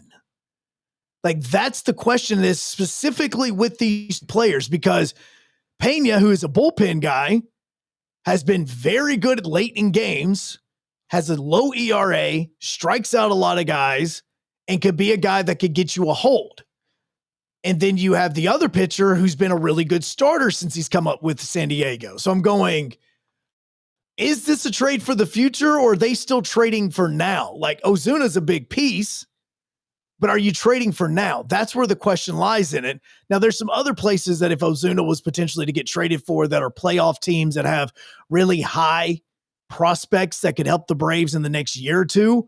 But I'm not 100% sure that if the Braves don't make this trade with Pena and Burgo, which is like their, two of their better pitchers that they have in their farm system, and now one of the ones is up in the major leagues, if this isn't something to try to see if this helps the team this year. That's a unique side of this with those two names that have been with Atlanta. 256-576-9777, the number to get in on the show and discuss some of this with us, whether you want to talk Braves baseball, college football, it's all out there for you to get in. And as always, it's very much free to talk with us. I mean, we're not going to charge you for that. But if you are a little bit more shy on phone lines, it's totally fine. You can get that started over on WZZN TV. But we head over to those phone lines right now because Brandon is on with us. Brandon, how you doing today, man? Got to see a bear face-to-face this morning. You saw a bear face-to-face? Pretty close, about 6 feet. Okay. Over here in Mentone.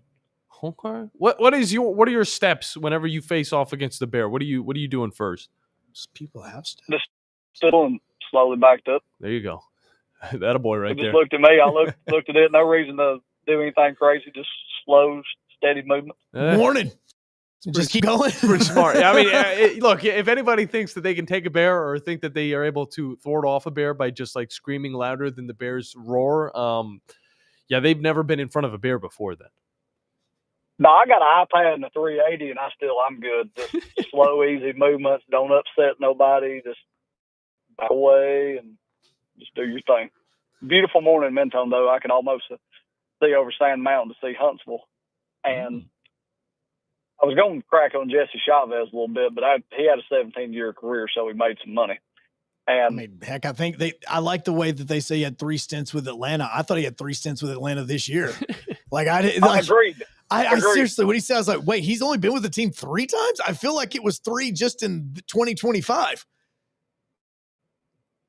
Well, the Braves bullpen this year has just been not even worth talking about. But I was at a gentleman's house selling their place, super nice. His wife went to Northwestern. We got to talk about their new football stadium. And I broached the subject of, is their stadium nicer than their program? Okay, so are you talking about the new Ryan Field? Yeah, when they're built. Because you don't see Power 5 schools building a lot of new stadiums. I know USF's got one, and it's not even named. I don't know if they're going to call it No Name Stadium or what they're going to call it. Well, Baylor's probably the most recent to like actually build like a brand new football stadium, because you don't see them very often. Now, the one thing that Northwestern did is they're at least building it on the same site as what it is. So I think it's going to resemble it. It's just going to be more updated. So updated and also smaller so that they can fill out the seats. Okay, correction. It's not going to resemble the old one at all. No. I'm looking at the renderings now. It's like a half a dome type of stadium. It's actually resembling like Geodis in Nashville more than it is anything else. Yeah, say that. And we were talking about that, and I said, I wonder how long it's going to be before we ever see a new stadium in the SEC. The closest was going to be Vandy. That was, again, because Vandy was supposed to Geodis. That would be the one school that I could think of that would actually do it. The other one that I would consider would be Kentucky. And the reason being is because where Kroger Field is, it's very NFL-like, where they have massive parking lots all the way around it. So they have the ability that if they wanted to go like what the Titans are doing and say, hey, we want to build a new stadium in our own parking lot, they could absolutely. They also don't have the tradition there. Yes, they have the Bluegrass Miracle and they have some of those things, but the stadium itself isn't part of the atmosphere. You know what I'm saying? Like there's nothing special about that football field compared to the other ones. But Vandy's updated their field so much now that it's almost like they're going to have a new field because they're basically tearing down a lot of it to build it back up a different way. And that's supposed to be, I think the South End Zone's supposed to be finished this season. Well, and I was there last year. Me and Drew were there for the debacle that was. So we got to see what their stadiums look like. And you see these NFL owners building new stadiums here and there to get Super Bowls. And, the Falcons have built one. They built one in New York. But we got to talking about that, and I said, I can't tell you the last time somebody built a stadium in a Power 5 school.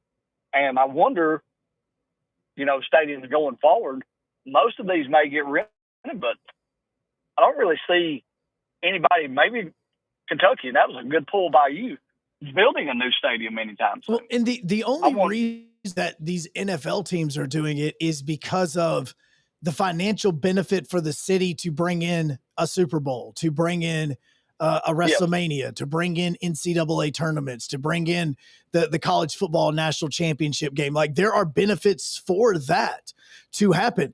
If you had like a team like, I'm trying to think of, Michigan is in Ann Arbor is close to Detroit, but you would still choose Ford Field over going to Ann Arbor.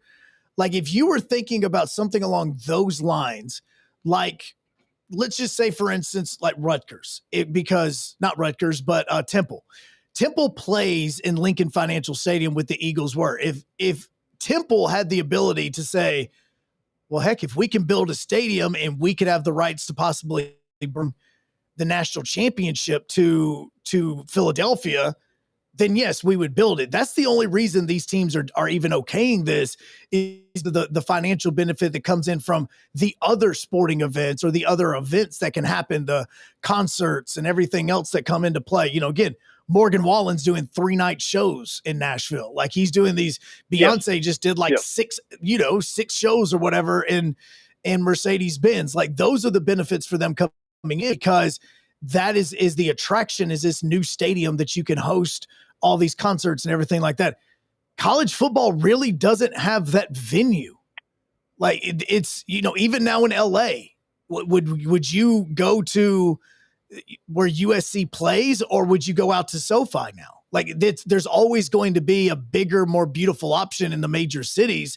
So these universities that are in major cities would never really get that consideration because look, even UCLA / the Rose Bowl has petitioned to get the national championship game, and they've put forth the PowerPoint presentation and all that about being in LA, but they didn't get it because why would you go there when you could go have it in SoFi? Well, and that's something that some of these stadiums, and I've said about Alabama, they don't have any big concerts. They don't do anything there. Georgia has decided they're going to start doing it. And I don't know that Auburn has any really big concerts on the plains, but this Northwestern is talking about all the stuff they're going to do with their stadium, all the events they're going to have, and all the stuff that's going to go on there. Well, and I just wondered, there's a reason tomorrow, too. Because you can't go to Soldier Field and do this stuff. Like it's not like it has a roof. So where Northwestern is, and it's going to be bigger and all that. It's going to be covered from the elements and stuff with the way it is. It's going to have the canopy around the top and all of that. It would possibly be a better venue than going to field to be doing these things. Definitely cleaner. It is definitely cleaner. Neyland has had, Neyland, absolutely. Neyland's hosted a few. Obviously they do concerts. Mm-hmm. Tennessee, obviously they can do, country music is going to be big there. There's been some festivals and stuff that at Tiger Stadium. I went down to Baton Rouge one time. They were getting ready for like a festival that was going to be inside of Tiger Stadium. Like they do certain things like that. But as far as your massive concerts, like for instance, state of Alabama, never getting a WrestleMania. Like they're never getting one. if the closest place that they possibly could get one would be at Bryant-Denny. That would be it. But they don't have the facilities or anything along those lines to have everything in Tuscaloosa, because it's a lot more than just that one show. It's a 2-night show. You've got the arena would be used afterwards. It would also be used the night before and 2 nights before for other venues. Like, it's a whole week-long thing where WWE takes over the whole venue. It brings in millions and millions of dollars to the city. But why would they go there when they could go over back to Atlanta and go to Mercedes-Benz, where they know that they have the facilities to hold all that? So that's, that's that sort of thing. But if tomorrow the people at Auburn said, we're going to build a new stadium, what do you think the reaction would be? I don't know if it would be excitement. I'm not I genuinely, I don't know if it would be. Because it's such a lot of the SEC stadiums are so historical, and I mean, right now It's part of the team. Exactly, and there's a whole conversation about even Death Valley. Who's the real Death Valley for Clemson? I don't see them remaking their stadium anytime soon. I don't see LSU doing it, just because it's like these are the places that a lot of these college football teams have made their names in, and also, I mean, they're not all that old. I mean, renovating it is enough.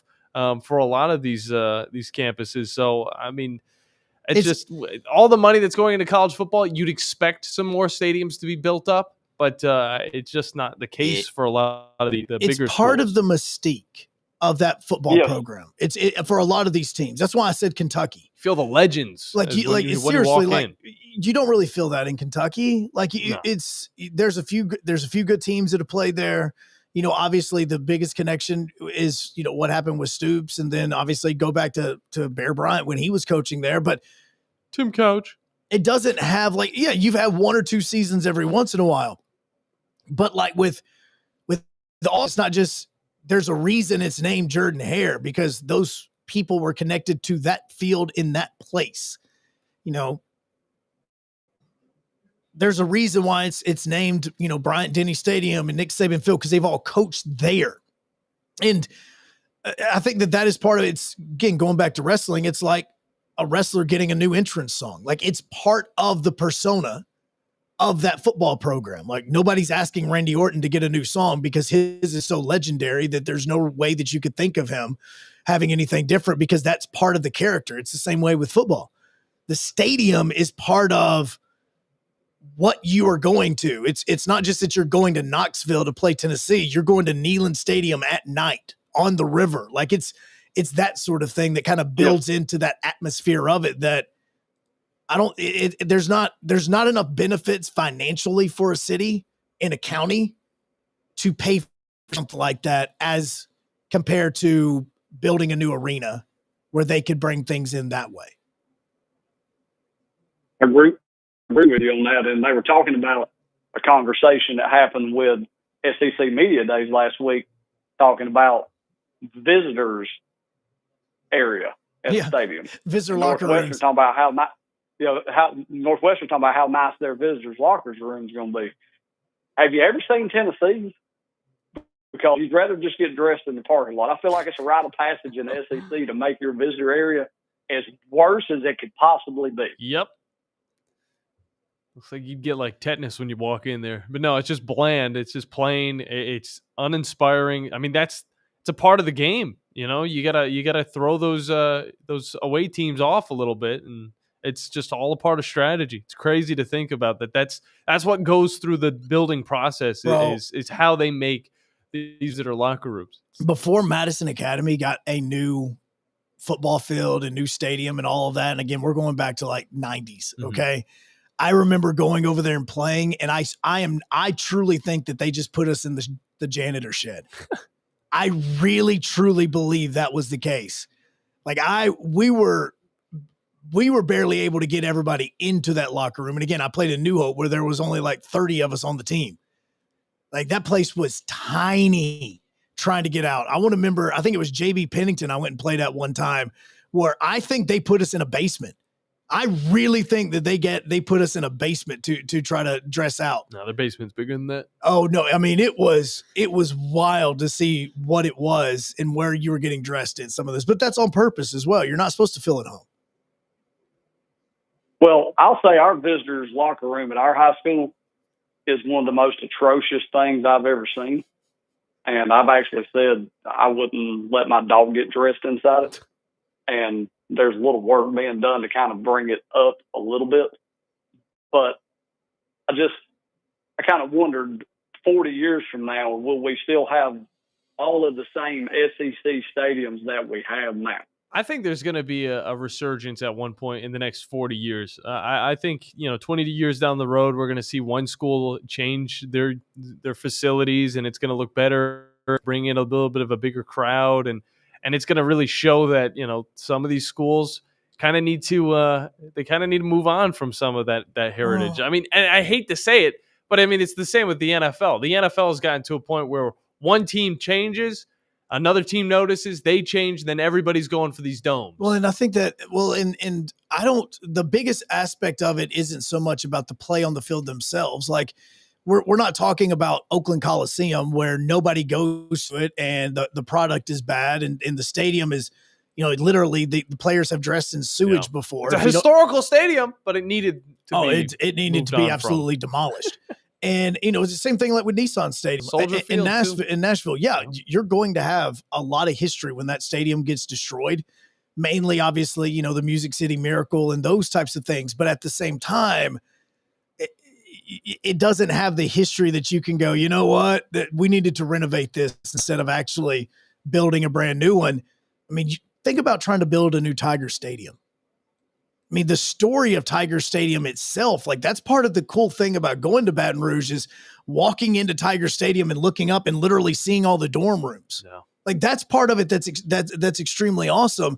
And I think that now you're starting to see like, okay, we're given this plot of land.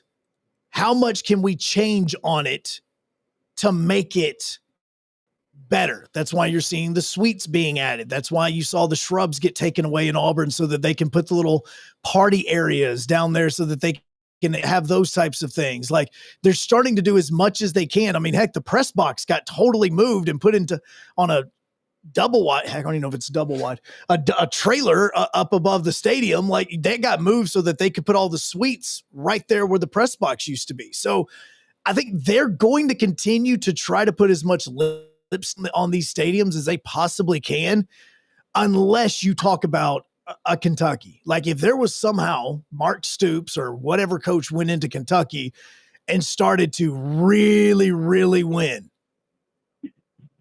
maybe. Yeah. But I don't know if that would be the case with it. Now, I mean, like Troy, for instance. Troy added a football facility onto their football field on one side of it, but it's still on the same plot of land. And I look at Bobby Dodd, and I say to myself, you got a great location, but your stadium's undersized. Oh, yeah. Oh, trust me. And you've got a park. Do they even have parking lots at Bobby Dodd? There's not a lot of them. It's so bad. I mean, I remember when I went that I parked in a neighborhood like 2 blocks away, and I don't even know if I even had to pay somebody. I just found a parking spot and started walking to the stadium. Like I truly felt like I was Green Bay, just walking through the neighborhood, and boom, there's Bobby Dodd. Like those types. UAB, the only reason they got a new stadium is because that was part of the deal in bringing it back that the city made, because the city wanted to build that area up, which is part of the BJCC plan, which is the reason why that got totally renovated. You have the new, party area that they have with the restaurants and everything around it. Like it was part of a bigger plan. And you're seeing that they're also bringing a lot of summer concerts there as well. Like, I know that new amphitheater got opened up down there, but at the same time, you have a lot of places that are going to Protective Field as their venue to have these, stadium concerts and stadium shows. It's also just more sustainable as well, their new stadium compared to what they had. I'm going to the Coca-Cola in Birmingham tonight for Parker McCollum. I'm taking my son. Yeah. And, y'all built the new Orion, and then they turned around and built the Coca-Cola. Mm-hmm. And I was told that they tried to have a bigger venue but couldn't pull it off at the Protected there, so we're going to this one. And it's a brand new stadium, so I think it's only been open about a month. I'm looking forward to checking it out. Yeah. And I've just been looking at these stadiums and wondering who's going to be the next one to bust out a new stadium, because I think I know what would happen if Alabama said, hey, we're going to build a new stadium. People would say, no. Yeah. And that would be the end of it. Appreciate that call, Brandon. That's actually a very intriguing topic to hop into. You look at, some of these schools, and it hasn't even been a topic for a majority of the SEC. I feel like it definitely has not. But, I mean, with those smaller schools, Joe, like you said, man, or even the Kentuckys, it's crazy because there's not a lot of, teams you can look at in the SEC that would update their stadiums to the point where it's a full-on renovation. Well, but like Vandy Mississippi State even wouldn't do it, that there's a history within that stadium. Well, and Vandy would have done it. I mean, again, Vandy was supposed to be part of the Geodis Park deal. The city schools, it's a little bit tougher though. Like Tuscaloosa, there's still a lot of open land in Tuscaloosa that you could fill in a new stadium. I would love to know the history of the graveyard behind it. I genuinely would love to know the history of that. I also would. Only reason is because nothing to the people that are there. It's a massive plot of land right in the middle of everything. Like, in Huntsville, we've got a massive graveyard, but at the same time, it's also on like the edge of the city. Mm-hmm. Like this is right smack dab in the middle of the university. Quite odd, but quite cool to say the least. You are literally going to the graveyard to watch a football game. I mean, it is like I don't know. Do people ever tailgate in there? No. Okay, No. I mean, I was just either way, you guys can still hop in on the conversation if you want to react to any of the college football stadium conversation. You can, because of course Ryan Field, I remember when they first started tearing it down, that was a topic that we hopped onto here on the Blitz. At that time though, the Afternoon Blitz was the name of the show, so it is coming along swimmingly as they have the entirety of the old Ryan Field taken down and they're already erecting the brand new one, which does look really cool. But 256-576-97.7 is the number to hop into the Blitz as we head into the final segment of the week here on 97.7 ESPN The Zone and WZZN TV. Joe Hunk, John Abraham, 256-576-4977. This is the Blitz on 97.7 ESPN The Zone. The state's largest orthopedic group is growing to meet the needs of the patients in our community. The Orthopedic Center has long been the most trusted name in orthopedics in North Alabama. So as our area continues on the fast track, so does the need for premier orthopedic care anywhere and anytime you need it. TOC is proud to announce the opening of our new locations in Albertville and Hampton Cove, along with the grand opening of our newest office in Decatur. These clinics will offer the same high-quality orthopedic care you have come to associate with TOC, with the convenience of being closer to home. As a patient, your time is your most precious asset, and we recognize that at TOC. That's why we are also proud to announce the opening of our urgent ortho clinics to handle those bumps and bruises that need prompt attention. These clinics are available to care for acute orthopedic injuries with no appointment necessary. With 38 physicians, 20 centers of excellence, and now more than a dozen locations to serve you, TOC will continue to be the name you turn for the best orthopedic care at the right time. Visit our website at visittoc.com for more information. TOC, helping you live a better life. You've been paying on that life insurance policy for years, but maybe you don't really need it anymore, or it's gotten a bit too expensive. Well, before you just let it expire, let Neighbors Insurance Solutions share with you some alternatives that you considered. Don't throw away something that still may have great value for you. If you want to learn more about what Neighbors Insurance Solutions can do for you, call 256-763-7693. A death benefit could be a life benefit. Learn more at 256-763-7693. Have you seen the beautiful new Nexus apartment community right next to UAH? Nexus is designed exclusively for students. You'll love having private bedrooms and bathrooms, a fully furnished kitchen, and incredible amenities like courtyards, a refreshing pool with grilling stations, and TV gaming and study lounges, all within an easy walk to campus and your classes. If you want the full collegiate experience, come take a personal tour at Nexus today. Log on nexusonhomes.com to see more, including limited time rate specials.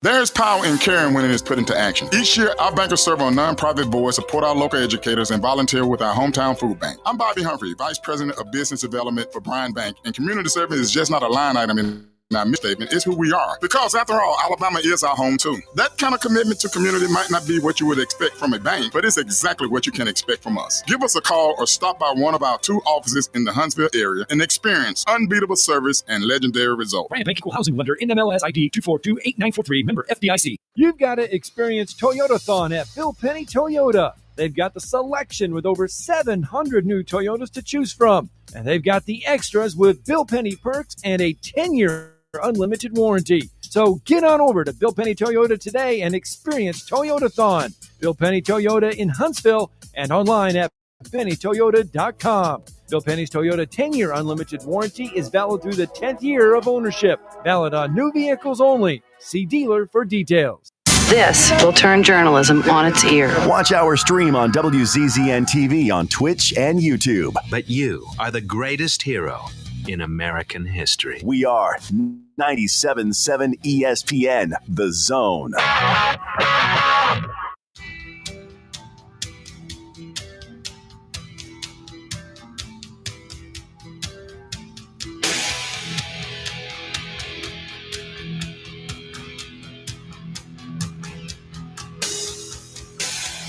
Final segment, best segment.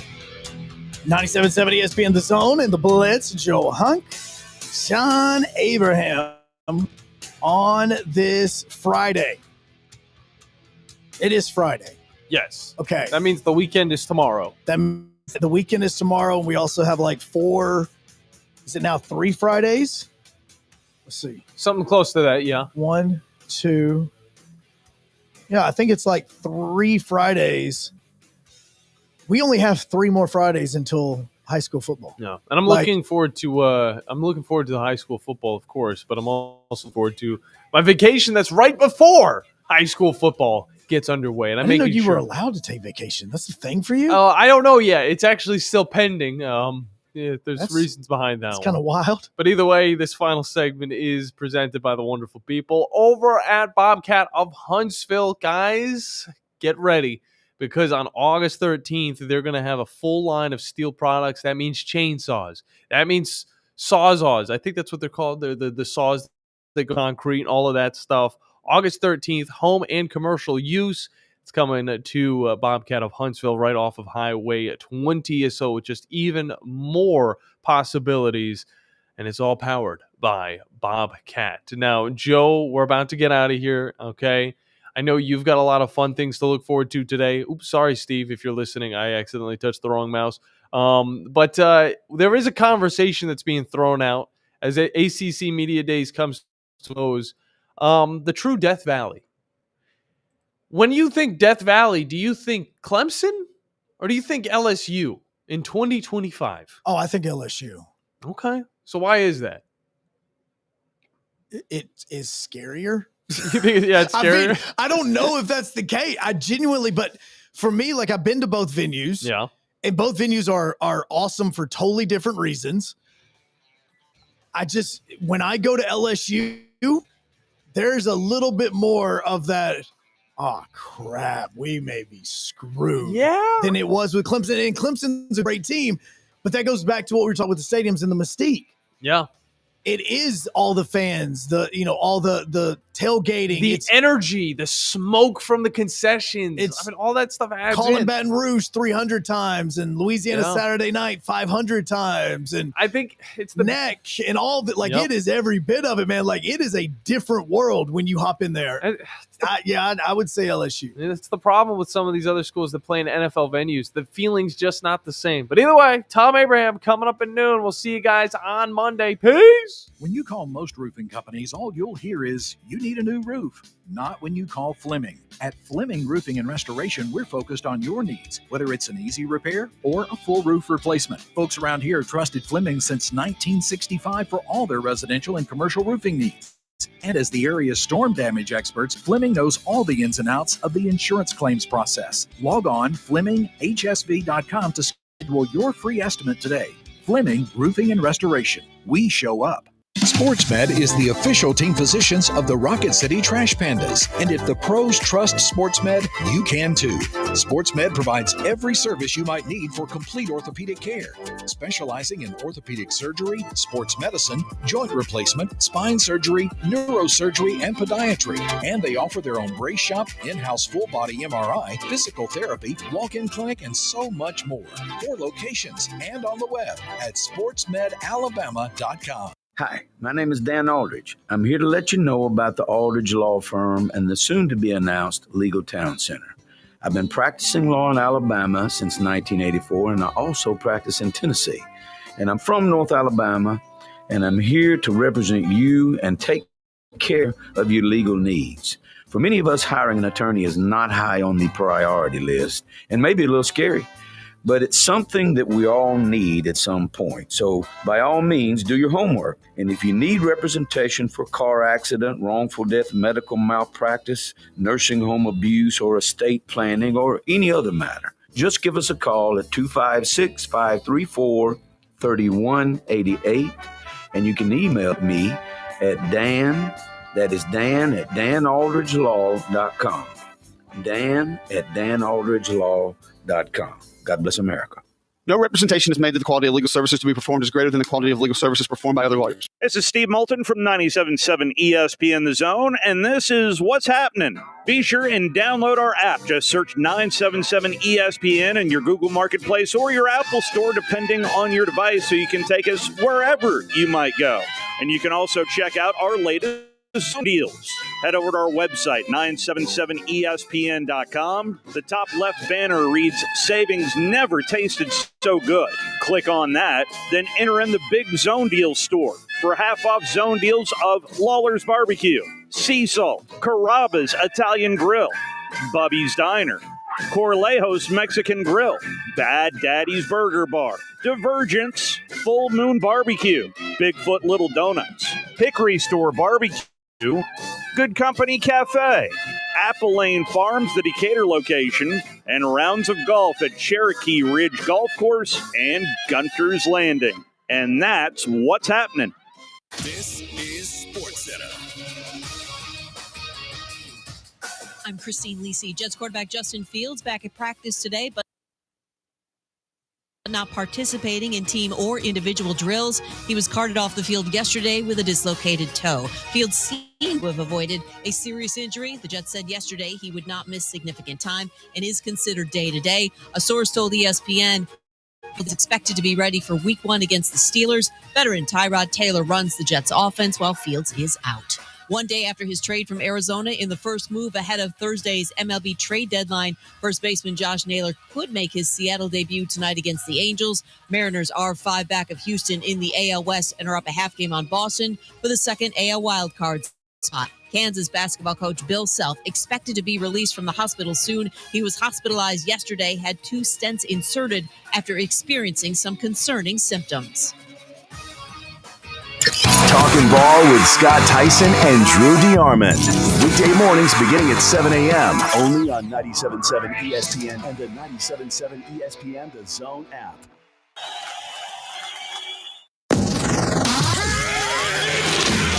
In the South, it's always college football season, and the king of college football reigns supreme all year long. Now more college football. Talk the king of college football. It's the Chuck Oliver Show on Southern Sports Today. Hour 2 of the Chuck Oliver Show kicking off right here, right now. The here part is extra special. Home away from home, we got a pair of them. We're so blessed. We got Harris Valley River in Murphy, North Carolina. It's a wonderful place to visit. Weekend getaway, long weekend getaway, vacation, holidays. I don't know. You want to throw dice one afternoon.